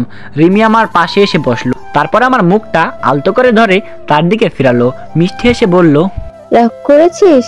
সেটাই কি স্বাভাবিক নয়? তোর জন্য আমি সবার সামনে অপমানিত হলাম, বাবা মার হাতে মাইরও খেলাম, আর তুই বলছিস আমি রাগ করেছি কিনা? তোর কি মনে হয় আমি খুব খুশিতে আছি? এভাবে চিৎকার করছিস কেন? তাহলে কি নাচবো? স্বার্থপর একটা, আমাকে বাস দিয়ে এখন আলগা পিটি দেখাতে আসছে। যা এখান থেকে। ওলে বাবলে, কি রাগ! কে শোনা, রাগ করিস না। আসলে আমি নিরুপায় ছিলাম। আমি যদি তোর উপর দোষ না চাপাতাম তাহলে বরাব্বু তখন এই ছেলেটার সাথে আমার বিয়ে ঠিক করে আসতো। তুই তো জানিস বরাব্বু কেমন মানুষ, প্রচন্ড রকমের জেদি, তাই বাধ্য হয়ে এমনটা করেছি। সরি। রাগ তোর সরি, যা তো এখান থেকে, বিরক্ত করিস না। রিমি এবার আমার সামনে এসে দাঁড়ালো, তারপর করুণ সুরে বলল, তোর এত রাগ কেন? নিজেকে কি ভাবিস? সামান্য একটা ভুল করেছি বলে আমার সাথে এমন ব্যবহার করবি? তুই ছাড়া আমার কি আছে বল? তুই তো আমার সব। এখন যদি তুই আমার থেকে মুখ ফিরে নিস তাহলে আমি কার কাছে যাব? জাহান নামে যা, তবুও কানের কাছে ফালতু পেঁচাল পারিস না। মেজাজ কিন্তু এমনিতেই গরম আছে। আচ্ছা, কি করলে তোর মেজাজ ঠান্ডা হবে বল? কান ধরতে হবে? ঠিক আছে, কান ধরছে। বলে রিমি দু হাত দিয়ে ওর কান দুটো চেপে ধরলো, তারপর কয়েকবার উঠবস করলো। সত্যি বলতে রিমির এসব ন্যাকামি দেখে আমার রাগটা আরো বেড়ে গেল। আমি চোখ পাকিয়ে বললাম, তুই এখান থেকে যাবি নাকি লাথি দিয়ে কোমর ভাঙবো? আমার কথা শুনে রিমি ওর কান দুটো ছেড়ে দিয়ে ভেঙচি দিল, তারপর দুষ্ট হাসি দিয়ে বলল, ভাব বেশি হয়ে গেছে তাই না? ভালো ব্যবহার করেছি দেখে যা আচ্ছা বলছিস। দাঁড়া, তোর ভাব আমি বের করছি। খুব বেরোচ্ছিস তুই। বলে রিমি হন হন করে ঘর থেকে বেরিয়ে গেল। আমি একটা স্বস্তির নিঃশ্বাস ফেলে শুয়ে পড়লাম। ঘন্টাখানেক পর রিমি আবার এলো, তবে এবার হাতে করে ছোট্ট একটা বাটি নিয়ে এসেছে। আমি শোয়া থেকে উঠে বসলাম, ইশারায় বোঝালাম বাটিতে কি আছে। রিমি ঢাকনা সরিয়ে বাটি দেখালো, বাটির ভিতরে পায়েস, গরম ধোয়া উঠছে পায়েস থেকে, মনে হচ্ছে এই মাত্র রান্না করে নিয়ে এসেছে। পায়েস দেখে আমার জিভে জল চলে এলো। এই একটা মাত্র জিনিস যেটা পেলে আমি দুনিয়াদারি সব ভুলে যাই, আর সেটা যদি রিমির হাতে বানানো পায়েস হয় তাহলে তো কথাই নেই। রিমি এত ভালো পায়েস রান্না করে যে তার প্রশংসা করে শেষ করাই যাবে না। একবার খেলে সারা জীবন সেই স্বাদ মুখে লেগে থাকবে। আর রিমি এই পায়েস দিয়ে সবসময় আমার রাগ ভাঙায়। বলতে গেলে পায়েস হলো রিমির গোপন অস্ত্র, যেটা দিয়ে রিমি সবসময় আমাকে কাবু করে। এদিকে রিমি আমাকে পায়েসের দিকে এক দৃষ্টিতে তাকিয়ে থাকতে দেখে একটু হাসি দিয়ে বলল, খাবি? আমি নিজের হাতে রান্না করেছি। কথাটা বলে রিমি পায়েসের বাতিটা নিয়ে আমার গা ঘেঁষে বসলো। আমি রিমির দিকে তাকিয়ে নরম গলায় বললাম, দে একটু। ওহো, দিব না। একটু আগে তো খুব গরম দেখাচ্ছিলে, এখন তাহলে ভিখারির মতো আমার সামনে হাত পাচ্ছিস কেন? আচ্ছা, তখন রাগারাগি করার জন্য সরি, এবার দে প্লিজ। ওইসব ছড়িতে কাজ হবে না, কান ধরে উঠবস কর যেমনটা আমি করেছিলাম। দেখ, এবার কিন্তু বাড়াবাড়ি হয়ে যাচ্ছে। তুই আমার দুর্বলতার সুযোগ নিচ্ছিস। বিড়ালের সামনে দুধ রেখে তাকে বেঁধে রেখেছিস, খেতে দিচ্ছিস না। এবার বুঝেছিস তো এই রিমির সাথে পাঙ্গা নিলে পরিণাম কি হয়? তাই আমার সাথে ভাব কম দেখাবি। দূর, ফালতু ফেচাল রাখ তো, আগে খেয়ে নেই, তারপর কি বলবি বলিস। বলে আমি খপ করে রিমির হাত থেকে পায়েসের বাটিটা কেড়ে নিলাম। তারপর তাড়াহুড়োয় গরম পায়েস মুখে দিলাম, কিন্তু গরম পায়েস মুখে দেওয়াতে আমার অবস্থা দফা রফা। আমি উফ উফ করতে করতে হা করে রিমির দিকে তাকিয়ে রইলাম। না পারছি পায়েস গিলতে, না পারছি ফেলতে। রিমি আমার অবস্থা দেখে আমার গাল দুটো চেপে ধরে মুখে লম্বা ফু দিতে লাগলো। তারপর ধমকে সুরে বলল, আস্তে আস্তে খা, মুখ পুড়ে যাবে তো। তোর জন্যই রান্না করেছি, অত জুলুম করিস না। রিমির কথা মতো ধীরে সুস্থে পায়েস খেতে লাগলাম, আর রিমি আমার দিকে তাকিয়ে রইল। আমি খাচ্ছি আর রিমি আমার দিকে অপলক দৃষ্টিতে তাকিয়ে আছে। রিমির এভাবে তাকিয়ে থাকা দেখে আমি চোখের ইশারায় বললাম, কি হয়েছে, তাকিয়ে আছিস কেন? রিমি কিছু না বলে আমার থেকে দৃষ্টি নামিয়ে নিল। তারপর শান্ত গলায় বলল, আমার বিয়ে ভাঙতে হেল্প করবি তো? আমাকে মাফ কর, আমি আর নতুন করে বাস খেতে চাই না, প্লিজ। আমার কাছে আর একটা নতুন প্ল্যান আছে। আমি তো বলেছি বিয়ে করব না, আর আমার উপর কি তোর কোনো ভরসা নেই? সত্যি বলছি, এবার আর কোনো গন্ডগোল হবে না। আর তুই যদি আমার বিয়ে ভাঙতে হেল্প করিস, তাহলে তুই যা বলবি আমি তাই করব। তোর সব কথা শুনবো। এই কয়দিন আমি তোর চাকরানি হয়ে থাকবো। তুই যা হুকুম করবি আমি তা অক্ষরে অক্ষরে পালন করব। দরকার নেই এসবের, অনেক হয়েছে বিয়ে ভাঙাভাঙি। এখন এসব বাদ দিয়ে ভালো একটা ছেলে দেখে বিয়েটা করেনি। আরে কিচ্ছু হবে না, এবার যদি ধরা পড়ি তাহলে সব দোষ আবার নিজের কাঁধে নিব। আর তুই যা খুশি করতে পারবি, আমি তোর কোনো কাজে বাধা দিব না। রিমির কথা শুনে আমি মনে মনে খুব খুশি হলাম। পেতনিটার জন্য আজ সবার সামনে অপমানিত হয়েছি, তাই রিমির প্রস্তাবে রাজি হয়ে তাকে আমার চাকরানি বানাতে হবে। তারপর ইচ্ছা মতো খাটিয়ে প্রতিশোধ নিব। আমি রিমির দিকে তাকিয়ে সামান্য হেসে বললাম, সত্যি বলছিস? 3 সত্যি। ঠিক আছে, আমি রাজি, কিন্তু ধরা পড়লে সব দায়ভার তোকে নিতে হবে। আচ্ছা, সেটা নিয়ে চিন্তা করতে হবে না, আমি সামলে নিব সব। ঠিক আছে, এখন তাহলে যা, আর রাতে বিরিয়ানি রান্না করিস। আচ্ছা। বলে রিমি আচমকা আমার গালে কিস করলো। আমি চোখ বড় বড় করে রিমির দিকে তাকালাম। কিছু বলার আগে রিমি বেঞ্চি দিয়ে ঘর থেকে দৌড়ে বেরিয়ে গেল। আমি রিমির কাণ্ড দেখে হাসতে লাগলাম, পাগলি একটা। পরের দিন ছিল শুক্রবার, কলেজ বন্ধ, তাই অনেক বেলা পর্যন্ত ঘুমাচ্ছিলাম। হঠাৎ দরজা ঠেকানোর শব্দে ঘুম ভেঙে গেল। চোখ খুলে ঘড়ির দিকে তাকিয়ে দেখি 10:30 বাজে। আমি চোখ কসলাতে কসলাতে দরজা খুললাম। দরজার বাইরে রিমি দাঁড়িয়ে আছে। তার পরনে হলুদ শাড়ি, শাড়ির সাথে ম্যাচিং করা ফুল হাতা ব্লাউজ, 2 হাত ভর্তি হলুদ রঙের কাচের চুড়ি, কপালে ছোট্ট হলুদ টিপ, মাথায় লম্বা চুলগুলো খোপা করা এবং সেই খোপায় গাঁদা ফুল গোজা। সত্যি বলতে রিমিকে এই সাজে এত সুন্দর লাগছে যে ভাষায় প্রকাশ করা যাবে না, ঠিক যেন হলদে পড়ি। ঘুম থেকে উঠেই রিমিকে এমন রূপে দেখব ভাবিনি। আমি চাতক পাখির মতো রিমির দিকে তাকিয়ে রইলাম। পরক্ষণে নিজেকে সামলে নিয়ে বললাম, কি ব্যাপার, সকাল সকাল এত সুন্দর করে সেজেগুজে কোথায় যাবি? কলেজ তো বন্ধ। আমার কথা বলা শেষ হতেই রিমি হু হু করে কেঁদে কেঁদে উঠলো। আমি একটু ঘাবড়ে গেলাম। সকাল সকাল এই পেতনিটার আবার কি হলো? মনে মনেই নিজেই হিসাব করছিলাম। তখন রিমি কাঁদতে কাঁদতে বলল, বাবা থেকে একটা ছেলেকে ধরে নিয়ে তার সাথে আমার বিয়ে ঠিক করেছে। তারা সবাই নিচে বসে আছে। তুই প্লিজ আমাকে বাঁচা। কি বলছিস এসব? সত্যি বলছি, তুই প্লিজ কিছু একটা কর। আমি এই বিয়ে করতে পারবো না, আর যদি ওই ছেলেটার সাথে আমার বিয়ে হয় তাহলে আমি সুইসাইড করব। কানের নিচে লাগাবো চর। খবরদার এসব অলক্ষণের কথা মুখে আনবি না। তাহলে কি করতে বলছিস? বিয়ে? ওহো, সেটা আমি জীবনেও করব না, মরে গেলেও না। আর আমি রাগের বশে যদি উল্টাপাল্টা কিছু করে বসি তাহলে সেটার জন্য তুই দায়ী থাকবি। আচ্ছা শান্ত হওয়া, উত্তেজিত হোস না। তুই নিচে যা, আমি আসছি, দেখছি কি করা যায়। রিমি আর কিছু বলল না, চোখের পানি মুছে চলে গেল। আমিও তাড়াতাড়ি ফ্রেশ হয়ে ড্রয়িং রুমে গেলাম। দেখি ছেলেসহ ছেলের বাবা মা এবং সাথে আরো কিছু মানুষ সার হয়ে বসে আছে। কিন্তু আমি ঠিক বুঝলাম না, বাবা কাউকে কিছু না বলে এভাবে হুট করে ছেলেপক্ষকে নিয়ে এলো কেন? আগে তো আমাদের সবাইকে জানাতো। আমি আর চোখে বাবার দিকে এক নজর তাকালাম। বাবা মাথা ঘুরিয়ে আমার দিকে তাকিয়ে বিজয়ের হাসি দিল। আমি যা বোঝার বুঝে গেলাম। আমি যাতে আর রিমির বিয়ে ভাঙতে না পারি সেজন্যই কাউকে কিছু না জানিয়ে রিমির জন্য ছেলে ঠিক করেছে। সত্যি বলতে বাবার বুদ্ধির প্রশংসা না করে পারলাম না। বাড়ির সবাই যেখানে ছেলেকে পছন্দ করেছে সেখানে আমি আর কি বলবো? তাছাড়া পছন্দ করবেই না কেন? ছেলে দেখতে মাশাআল্লাহ অনেক সুন্দর, হ্যান্ডসাম, স্টাইলিশ এবং সুদর্শন একজন পুরুষ, কোনো রাজকুমারের চেয়ে কম নয়। ছেলেটার সাথে রিমিকে খুব সুন্দর মানাচ্ছে। আবার ছেলেটা নাকি সরকারি চাকরি করে, ভালো ফ্যামিলির। রিমি আসলেই সুখে থাকবে। কিন্তু এসব নিয়ে রিমির মাঝে কোনো ভাবান্তর দেখলাম না। সে মূর্তির মতো ছেলেটার পাশে বসে আছে। সেই যে মাথা নিচু করে বসে আছে, উঠানোর নামই নেই। ছেলেপক্ষ অনেক কষ্টে রিমির চেহারা দেখেছে।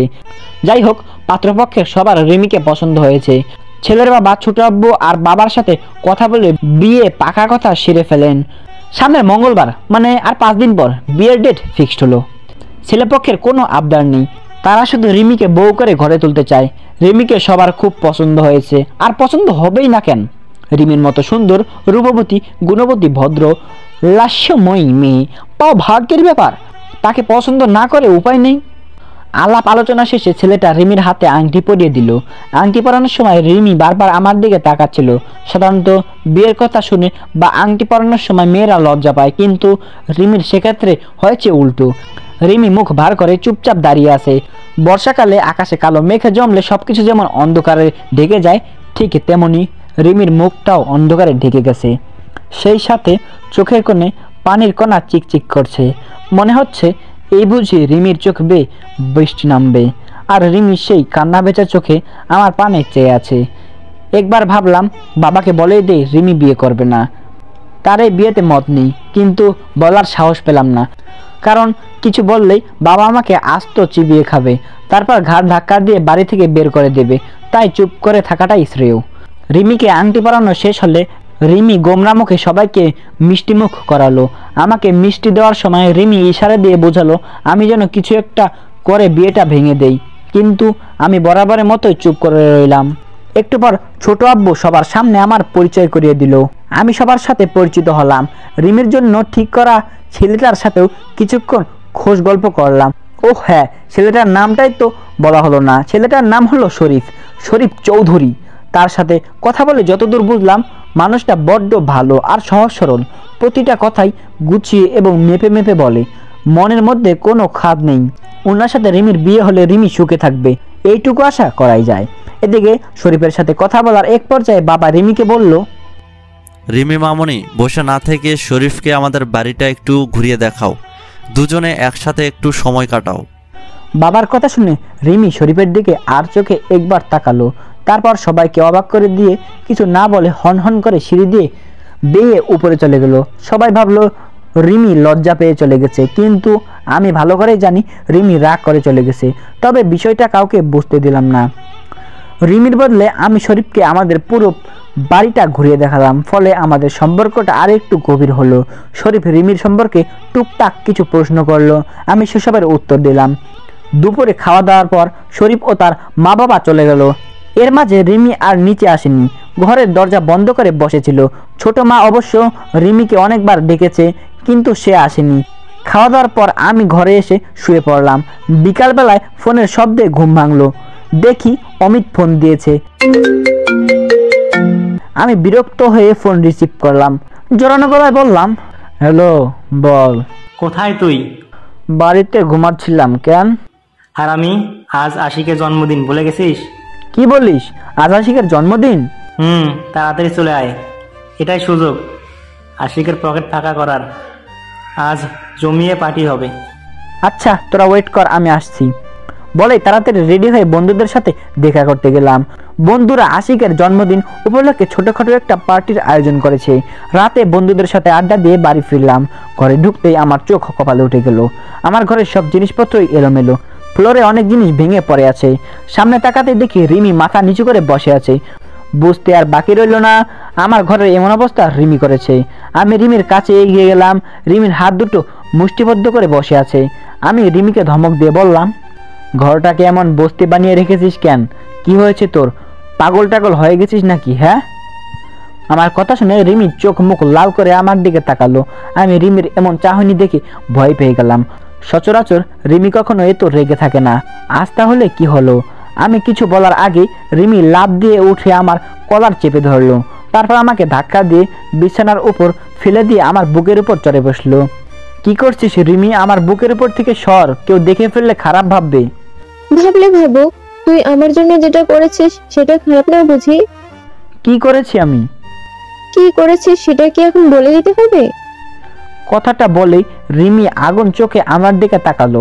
মনে হচ্ছে রিমির কাজল কালো চোখ দিয়ে আগুন বের হবে আর সেই আগুন দিয়ে আমাকে পুড়িয়ে মারবে। আমি এবার আরেকটু ভয় পেলাম, তবুও মনে সাহস জুগিয়ে বললাম, না বললে বুঝবো কিভাবে? আমার কথা শুনে রিমি আরো তেতে উঠল। সে আগে থেকেই ভয়ঙ্কর দৃষ্টিতে আমার দিকে তাকালো। তারপর আচমকা আমার চুল টেনে ধরে বলল, তোর সাথে আমার কি কথা হয়েছিল মনে নেই? তুই না গতকাল বললি আমার বিয়ে ভাঙবি, তাহলে বিয়ে ভাঙা বাদ দিয়ে বন্ধুদের সাথে পার্টি করে বেড়াচ্ছিস কেন? আরে বিয়ে না ভাঙার কারণ আছে। কি কারণ? আগে আমার বুকের উপর থেকে সর, তারপর বলছি। রিমি আমার বুকের উপর থেকে নেমে গেল। আমি শোয়া থেকে উঠে বসলাম। রিমি চোখ দুটো সরু করে আমার কথা শোনার জন্য অধীর আগ্রহে চেয়ে আছে। আমি একটু থেমে গলা খাঁকড়ে দিয়ে বললাম, শরীফ ছেলেটা অনেক ভালো, তোদের দুজনের জুটি পারফেক্ট হবে। তাছাড়া আমারও শরীফকে খুব পছন্দ হয়েছে। আমি শরীফের ব্যাপারে সব খোঁজখবর নিয়েছি। ওর ব্যাকগ্রাউন্ড একদম দুধের মতো সাদা আর সহজ সরল ছেলে। বিয়ের পর শরীফকে নাকে দড়ি দিয়ে ঘোরাতে পারবি। তুই যেমনটা বলবি সে তেমনটাই করবে, এটা আমি গ্যারান্টি দিয়ে বলতে পারি। আর সবচেয়ে বড় কথা, শরীফের সাথে তোর বিয়ে হলে তুই অনেক সুখী হবি। তুই কি করে বুঝলি আমি সুখী হব? তুই জ্যোতিষী নাকি? আর এই সামান্য বিষয় বোঝার জন্য জ্যোতিষী হওয়া লাগে না। শরীফ ভালো ফ্যামিলির, দেখতে সুন্দর, স্মার্ট, সরকারি চাকরি করে, ভালো বেতন পায়। আর কি চাস? ভবিষ্যতে যা চাইবি তাই পাবি। রানীর হালে জীবন কাটবে তোর। আমার রানী হওয়ার দরকার নেই। তাছাড়া আমি কি একবারও বলেছি আমার সরকারি চাকরিওয়ালা ছেলে লাগবে? বলিসনি, কিন্তু এখন তো সব মেয়েরাই এমন ছেলে চায়। তাহলে কি সারা জীবন তোকে ঘরে বসিয়ে রাখবো নাকি? সব মেয়ে চাইলেও আমি চাই না। আমার সোজা কথা, আমি এই বিয়ে করবো না। তাতে তোর কি হল? তুই আমাকে কামাই করে খাওয়াস নাকি? আমি না খাওয়ালেও ছোট আব্বু তো খাওয়ায়। তাছাড়া সবাই যেখানে রাজি সেখানে তুই রাজি হচ্ছিস না কেন? সেটা তোর না জানলেও চলবে। আমি কৈফিয়ত দিতে বাধ্য নই। অবশ্যই কৈফিয়ত দিতে বাধ্য। আমার জানা মতে তুই কারোর সাথে রিলেশন করিস না, তাহলে বিয়ে করতে সমস্যা কোথায়? আর তুই বিয়ে না করার যত সব আলতু ফালতু কারণ দেখাচ্ছিস যার কোনো ভিত্তি নেই। আমি তো বললাম তোর জানা লাগবে না। তাছাড়া তুই আমার বিয়ে দেওয়ার জন্য উঠে পড়ে লেগেছিস কেন? এমন তো কোনো কথা ছিল না। কথা ছিল তুই আমার বিয়ে ভাঙবি, কিন্তু সেটা না করে জোর করে আমার বিয়ে দিতে চাইছিস। হ্যাঁ চাইছি, কারণ তোর বয়স হয়েছে। এভাবে আর কতদিন চলবে? কিছুদিন পর তো বুড়ি হয়ে যাবি, তখন কে তোকে বিয়ে করবে? সেটা আমি বুঝে নেব। তোর আমার বিয়ে নিয়ে মাথা না ঘামালেও চলবে। আমি মাথা না ঘামালে কে ঘামাবে? এমন ভাবে বলছিস যেন আমি তোর কেউ নয়। না, তুই আমার কেউ না। তাই খবরদার আমার বিয়ে নিয়ে বাড়াবাড়ি করবি না। ওরে পেতনি, গলা নামিয়ে কথা বল। ভালোভাবে কথা বলছি দেখে যা ইচ্ছে তাই বলবি নাকি? গরম একটু কম দেখা, না হলে মেরে চামড়া তুলে নিব। আর একটা কথা কানে ভালো করে ঢুকিয়ে নে, শরীফকেই তোকে বিয়ে করতে হবে। আমি কাকে বিয়ে করব আর কাকে করব না সেটা আমার ব্যক্তিগত বিষয়, তুই বলার কে? আমি বলেছি তো বিয়ে করব না। তবু যদি জোর করে আমার বিয়ে দিতে চাস, তাহলে বিয়ের রাতে আমি গলায় দড়ি দিব। রিমির কথা শুনে ঠাস করে একটা চর মারলাম। রাগটাকে আর কন্ট্রোল করতে পারলাম না। অনেকক্ষণ ধরে দাঁতে দাঁত চেপে ওর আজে বাজে কথাগুলো হজম করছি, কিন্তু আর না। একটা মোক্ষম জবাব দেওয়া উচিত ছিল, তাই চর মেরেছি। এদিকে চর খেয়ে রিমি গালে হাত দিয়ে দাঁড়িয়ে আছে। কয়েক সেকেন্ডের ব্যবধানে চোখের কোনায় পানিও চলে এসেছে। এই বুঝি কান্না করে দেবে। অবশ্য কান্না করারই কথা, কারণ চরটা খুব জোরে মেরেছি। রিমি ভালোই ব্যথা পেয়েছে মনে হয়। আমার একটু খারাপ লাগলো। আমি সরি বলতে যাব, তার আগেই রিমি ফুপিয়ে ফুপিয়ে কাঁদতে লাগলো। আমি আর কিছু বললাম না। রিমি মিনিট দুয়েক এক নাগারে কাঁদার পর নাক টেনে বলল, তুই আমাকে চর মারলি? বেশ করেছি, তোকে না বলেছি আত্মহত্যার কথা মুখে আনবি না, তবুও বারবার ওই শব্দটা উচ্চারণ করিস, আবার অভদ্রের মতো কথায় কথায় আমার সাথে তর্ক করিস। তাই বলে গায়ে হাত তুলবি? তাছাড়া কোনো উপায় ছিল না। তুই খুব গরম দেখাচ্ছিলি, তাই মেরে ঠান্ডা করেছি। বুঝতে পেরেছি, আমি তোদের কাছে এখন বোঝা হয়ে গেছি, তাই জোর করে মেরে ধরে আমার বিয়ে দিয়ে বাড়ি থেকে তাড়াতে চাইছিস। কিন্তু একটা কথা কান খুলে শুনে রাখ, এই বাড়ি ছেড়ে আমি কোথাও যাব না। আমিও দেখবো তোরা কিভাবে আমার বিয়ে দিস। এক নাগারে কথাগুলো বলেই রিমি ঝড়ের বেগে আমার ঘর থেকে বেরিয়ে গেল। আর আমি রিমির কথাগুলো শুনে মনে মনে হাসতে লাগলাম। পাগলি মেয়ে একটা, কখন কি বলে ঠিক নেই। পরদিন সকাল থেকে রিমির বিয়ে নিয়ে তোড়জোড় শুরু হয়ে গেল। একদম রাজকীয়ভাবে পরিবারের একমাত্র মেয়ের বিয়ে বলে কথা। বিয়েতে বিন্দু পরিমাণ যেন ঘাটতি রাখা যাবে না। তাছাড়া রিমির বিয়ে নিয়ে আমাদের সবারই আলাদা করে কিছু না কিছু করার ইচ্ছে রয়েছে। আমি চাই বিয়েতে সবার ইচ্ছে পূরণ হোক। সেজন্য আমাদের সব আত্মীয় স্বজনদের দাওয়াত দিয়েছি এবং রিমির বিয়ের খবর পেয়ে তারা সবাই চলে এসেছে। সন্ধ্যা হতে না হতেই পুরো বাড়ি আত্মীয় স্বজন দিয়ে ভর্তি। কিন্তু খালামণি আর আফিফা এখনো আসেনি, কারণ ওদের সাথে আমাদের জমি নিয়ে ঝামেলা চলছে। মা তো খালামণিকে সহ্যই করতে পারে না, অথচ তারা একই মায়ের পেটের বোন। তবে আমি ভেবেছিলাম খালামণি না আসলেও আফিফা আসবে, কিন্তু খালামণি আফিফাকেও আসতে দেয়নি।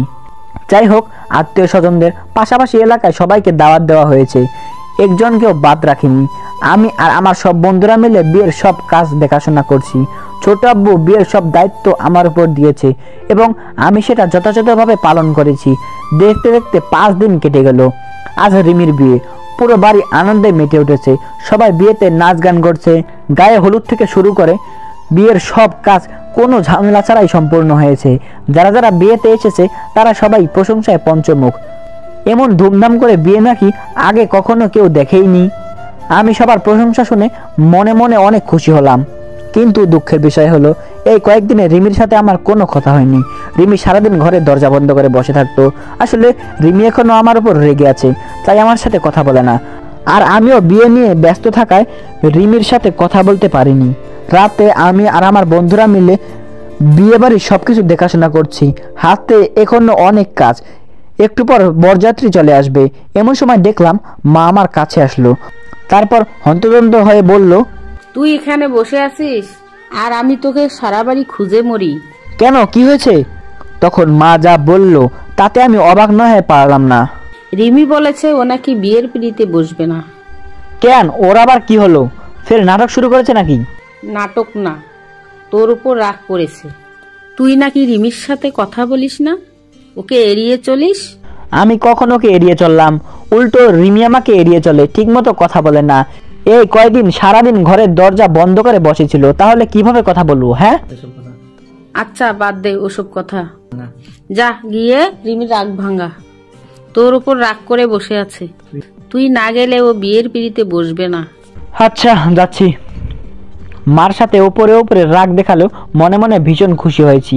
যাক, অবশেষে রিমি আমাকে ডেকেছে। আমি তো ভেবেছিলাম রাগ করে আমার সাথে আর কখনো কথাই বলবে না। পাগলিটা বুঝে না আমি ওকে কতটা ভালোবাসি। ছোটবেলা থেকে একসাথে হেসে খেলে বড় হয়েছি, আর আজ রিমির বিয়ে, আমাদের ছেড়ে চলে যাবে। কষ্ট তো খুব হচ্ছে, কিন্তু প্রকাশ করছি না, তাহলে রিমি আরও ভেঙে পড়বে। যাই হোক, এখন এসব কথা রেখে তাড়াতাড়ি রিমির সাথে দেখা করার জন্য ওর ঘরের সামনে গেলাম। দরজায় কাছে গিয়ে ভিতরে উকি মেরে দেখি রিমিকে ওর বান্ধবীরা সাজাতে ব্যস্ত। আমি দরজায় টোকা দিয়ে সবার উদ্দেশ্যে বললাম, ভিতরে আসতে পারি? আমার কথা শুনে সবাই আমার দিকে তাকালো। রিমির বান্ধবী ছাপা মিষ্টি এসে বলল, আরে দুলা ভাই, আপনি এতক্ষণে এলেন? রিমি সেই কখন থেকে আপনার জন্য ওয়েট করছে। সাপার মুখে দুলাভাই ডাক শুনে কিঞ্চিত পরিমাণে অবাক হলাম। এই মেয়ে তো আগে আমাকে ভাইয়া বলে ডাকতো, এখন তাহলে দুলাভাই ডাকছে কেন? ভাবলাম হয়তো মজা করে ডাকছে। পরক্ষণেই সাপা আবার বলে উঠলো, দুলাভাই দাঁড়িয়ে আছেন কেন? রিমির পাশে বসেন না। আমি বিষয়টাকে খুব একটা পাত্তা দিলাম না, কারণ রিমির অধিকাংশ ফ্রেন্ড আমাকে দুলাভাই বলে ডাকে। আমি এসব ভাবাভাবি বাদ দিয়ে ঘরের ভিতরে প্রবেশ করলাম। সাপার উদ্দেশ্যে বললাম, রিমিকে সাজানো শেষ হয়নি? আর একটু বাকি আছে দুলাভাই, আপনি একটু দেখেন তো রিমিকে সুন্দর দেখাচ্ছে কিনা। তোমরা যতই সাজাও ওই পেতনিকে সুন্দর দেখাবে না। বলেই আমি রিমির সামনে হাঁটু মুড়ে বসলাম। রিমির দিকে ভালোভাবে তাকাতে যেন টাস্কি খেলাম। লাল বেনারসি শাড়ি আর দামি অলংকার দিয়ে রিমির পুরো শরীর ঢাকা। সত্যি বলতে কনে সেজে রিমিকে দেখতে এত সুন্দর লাগছে যে বলে বোঝাতে পারবো না। আমি হাঁ করে কেবল রিমির দিকে তাকিয়ে তাকিয়ে রইলাম, কোনোভাবেই চোখ ফিরাতে পারছি না। কিন্তু তারপরেও কোথায় যেন একটু খুঁত রয়ে গেছে। ভালোভাবে খেয়াল করতে দেখলাম রিমির কপালে টিপ নেই। আর রিমির কপালে টিপ না থাকা মানে সে অসম্পূর্ণ। আমি টিপের পাতা থেকে ছোট্ট একটা কালো টিপ নিয়ে রিমির জোড়া ভুরুয়ের মাঝখানে বসিয়ে দিলাম। তারপর সবার উদ্দেশ্যে হাসি মুখে বললাম, এখন রিমিকে আরো বেশি সুন্দর লাগছে, তাই না? হ্যাঁ দুলাভাই, রিমিকে এখন আরো বেশি সুন্দর লাগছে। জানি, কিন্তু তোমরা সবাই আমাকে দুলাভাই বলে রাখছো কেন? কারণ একটু পর আপনি আমাদের দুলাভাই হবেন। বোকার দল, একটু পর আমি নই, রিমির স্বামী তোমাদের দুলাভাই হবে। কথাটা বলে আমি একটা আয়না নিয়ে রিমির মুখের সামনে ধরলাম। তারপর নরম গলায় বললাম, এই পেতনি দেখ একবার তোকে কত সুন্দর লাগছে। আমি 100% নিশ্চিত দুলাভাই বাসর ঘরে ঢুকে তোকে দেখে জ্ঞান হারাবে। কিন্তু রিমি আয়নার দিকে না তাকিয়ে মাথা নিচু করে রইল। আমি রিমির থুতনিতে হাত দিয়ে মুখটা উঁচু করে ধরতেই স্পষ্ট দেখলাম রিমির চোখের কোণে পানি চিকচিক করছে। এই বুঝি কেঁদে দিবে এমন একটা ভাব। মুখটা একদম পেচির মতো করে রেখেছে। তাছাড়া আমি আরো একটা জিনিস খেয়াল করলাম, আজ রিমিকে এত পেতনি বলার পরেও সে একটু রাগলো না। অথচ অন্যদিন রিমিকে পেতনি বললে সারা বাড়ি মাথায় তুলতো, কারণ রিমি দেখতে অনেক সুন্দর। ওকে পেতনি বললে রেগে অগ্নিশর্মা হয়ে যায় আর আমাকে মারতো। তাই আজকে ইচ্ছে করে রিমিকে পেতনি বলেছি, যাতে আমার সাথে ঝগড়া আর মারামারি করে। বিয়ের পরে তো আর মারামারি করতে পারবে না। কিন্তু রিমি যে কান্না করবে সেটা ভাবিনি। আমি অবাক হয়ে রিমিকে বললাম, কি ব্যাপার, তোর চোখে পানি কেন? আমার কথা শুনে রিমি তড়িঘড়ি করে চোখের পানি মুছলো। তারপর ওর সব বান্ধবীদের উদ্দেশ্যে বলল, তোরা সবাই একটু বাইরে যা, শাহিনের সাথে আমার জরুরি কথা আছে। রিমির কথা মতো ওর সব বান্ধবীরা বাইরে চলে গেল। তারা বাইরে যেতেই রিমি আমাকে ফ্লোরে থেকে টেনে তুলে ওর পাশে বসালো। তারপর আমার দিকে এক দৃষ্টিতে কিছুক্ষণ তাকিয়ে থেকে নরম স্বরে বলল, আজ তো আমার বিয়ে, তুই খুশি হয়েছিস তো? কি বলিস, তোর বিয়ে আর আমি খুশি হব না? তা আবার হয় নাকি? ও, আমার বিয়ে হয়ে গেলে তুই কষ্ট পাবি না? আমাকে মিস করবি না? রিমির কথা শুনে আমি চুপ হয়ে গেলাম। ঠিক এই ভয়টাই পাচ্ছিলাম আমি জানতাম রিমি এমন কিছু একটা বলবে, কিন্তু রিমিকে আমার কোনোভাবেই বুঝতে দেওয়া যাবে না। কষ্টে আমার বুকটা ফেটে যাচ্ছে। বিয়ের পরে রিমি যখন পরের ঘরে চলে যাবে তখন খুব মিস করব। ওর সাথে কাটানো প্রতিটি মুহূর্ত আমাকে কষ্ট দেবে। কিন্তু আমি এসবের কিছুই রিমিকে বললাম না। বললে হয়তো রিমি কান্না করে দেবে। আর আমি চাই না আজকে এমন খুশির দিনে রিমি কাঁদুক। সে যেন হাসি মুখে আমাদের থেকে বিদায় নেয়। আমি কষ্টগুলো নিজের মাঝে চেপে রেখে হাসি মুখে বললাম, কষ্ট পাবো কোন দুঃখে, বরং তুই চলে গেলে খুশি হব। একটুও না? না, চুল পরিমাণও মিস করবো না। বলে আমি দাঁত কেলিয়ে নিচে হাসি দিলাম। তখন রিমির চুপছানো মুখটা আরো চুপসে গেল। তবুও সে হাসার চেষ্টা করলো। মৃদু সুরে বলল, আমার বিয়ে হলে কার হাতে খাবার খাবি? আগে তো তুই মাঝে মাঝে খাইয়ে দিতি, এখন না হয় আমার বউ খাইয়ে দিবে। বউ খাইয়ে দিবে মানে? ভাবছি তোর বিয়ের পর আমার বিয়েটাও সেরে ফেলবো। একা একা আর ভালো লাগে না। মজা করিস না তো, ভালো লাগছে না। মজা করবো কেন, সত্যি বলছি। আচ্ছা একটা কথা বলতো, আমি তোর জন্য যা করি তোর বউ কি তা করতে পারবে? এই যে আমি প্রতিদিন তোকে ঘুম থেকে ডেকে তুলি, তোর ঘর গুছিয়ে দেই, বিছানা ঠিক করে দিই, কাপড় ধুয়ে দিই, নিজের হাতে খাওয়াই, অসুস্থ হলে সেবা যত্ন করি, আবার বড় আব্বুর বোনের হাত থেকে বাঁচাই, মাঝে মাঝে নিজের জমানো টাকা থেকে তোর হাত খরচা দিই, এমনকি পরীক্ষার সময় তোকে নকল করতেও সাহায্য করি। তোর কি মনে হয় এসব কাজ তোর বউ দ্বারা সম্ভব? এক নিঃশ্বাসে কথাগুলো বলা শেষ করে রিমি থামলো। রিমির কথা শুনে আমি হাঁ করে তাকিয়ে রইলাম। কয়েক সেকেন্ড একভাবে তাকিয়ে থেকে বুক ফুলিয়ে বললাম, তোর দ্বারা সম্ভব হলে আমার বউয়ের দ্বারাও সম্ভব হবে, বরং তোর চেয়ে আমার বউ আরো বেশি এসব কাজ পারবে। ঘোড়া রান্না পারবে। শোন, আমি তোর জন্য যেসব করি অন্য কোনো মেয়ে সারা জীবন তপস্যা করেও তার ছিটেফোঁটাও করতে পারবে না। আজব তো, তাহলে কি সারা জীবন তোকে আমার কাজ করার জন্য রেখে দেব নাকি? রেখে দে না, তোকে ছাড়া আমি অন্য কারো কাছে থাকতে পারবো না। কিছু বললি? না, কিছু না। ও তোকে খুব মিস করবো রে। বলে রিমি আচমকা আমাকে জড়িয়ে ধরে হাউমাউ করে কাঁদতে লাগলো। আমি ভেবাচাকা খেয়ে গেলাম। রিমি যে এমন করবে আমার ধারণার বাইরে ছিল। এদিকে কেঁদে কেঁদে রিমি আমার বুক ভাসিয়ে ফেলছে। আমি রিমিকে আমার থেকে সারিয়ে চোখের পানি মুছে দিলাম, তারপর ধমক দিয়ে বললাম, কাঁদছিস কেন? আমি তোর মতো পাষাণ না যে কাঁদবো না। তোদের ছেড়ে যেতে আমার কষ্ট হচ্ছে। বোকা কোথাকার, এজন্য কাঁদতে হবে? তুই কি একেবারে চলে যাচ্ছিস নাকি? আবার আসবি তো? রিমি তারপরেও কান্না থামালো না। সে এক নাগারে মরা কান্না জুড়ে বসেছে। মনে হচ্ছে বিয়ে হওয়ার আগেই সে বিধবা হয়ে গেছে। আমি এক প্রকার বিরক্ত হয়ে বললাম, এভাবে কাঁদলে তোর মুখের সব মেকআপ নষ্ট হয়ে ধুয়ে যাবে তো। তখন দুলাভাই তোর মতো পেটনিকে চিনতে পারবে না। কুত্তা, তুই চুপ করবি? আমাকে রাগাবি না বলে দিলাম। শান্তিতে একটু কাঁদতে দে, আমার বুকে অনেক কষ্ট জমা হয়ে আছে। আমি আর কিছু বললাম না, কিন্তু রিমির বুকে কিসের এত কষ্ট সেটা ঠিক বুঝলাম না। সবকিছু মাথার উপর দিয়ে চলে গেল। রিমি কিছুক্ষণ কাঁদার পরে একটু শান্ত হলো। চোখের পানি মুছে স্নান গলায় বলল, তোকে একটা কথা বলবো? বল। সত্যি সত্যি উত্তর দিবি। আচ্ছা বল। আমাকে তোর কেমন লাগে? তুই তো অনেক ভালো একটা মেয়ে, দেখতেও মাশাআল্লাহ খুব সুন্দর। তোর মতো মেয়েকে বউ হিসাবে পাওয়া ভাগ্যের ব্যাপার। আমার কথা শুনে খুশিতে রিমির চোখ মুখ চকচক করে উঠল, মুখে প্রশান্তির হাসি ফুলে উঠল। রিমি আমার পাশে আরেকটু চেপে বসে বলতে লাগলো, তাহলে তুই আমার। রিমি পুরো কথাটা শেষ করতে পারলো না, তার আগে নিচে থেকে আমার ডাক এলো। মা আমায় ডাকছে, মনে হয় নিচে কোনো গন্ডগোল বেঁধেছে। আমি রিমিকে বললাম, তুই থাক, আমি নিচে গিয়ে দেখে আসি কোনো সমস্যা হয়েছে কিনা। রিমি আমাকে আটকানোর চেষ্টা করলো, কিন্তু আমি রিমিকে কিছু বলার সুযোগ না দিয়ে তাড়াহুড়া করে ঘরের বাইরে এলাম। সিঁড়ি দিয়ে নিচে নামতে যাব, হঠাৎ কে যেন আমাকে ধাক্কা দিয়ে দেয়ালের সাথে চেপে ধরলো।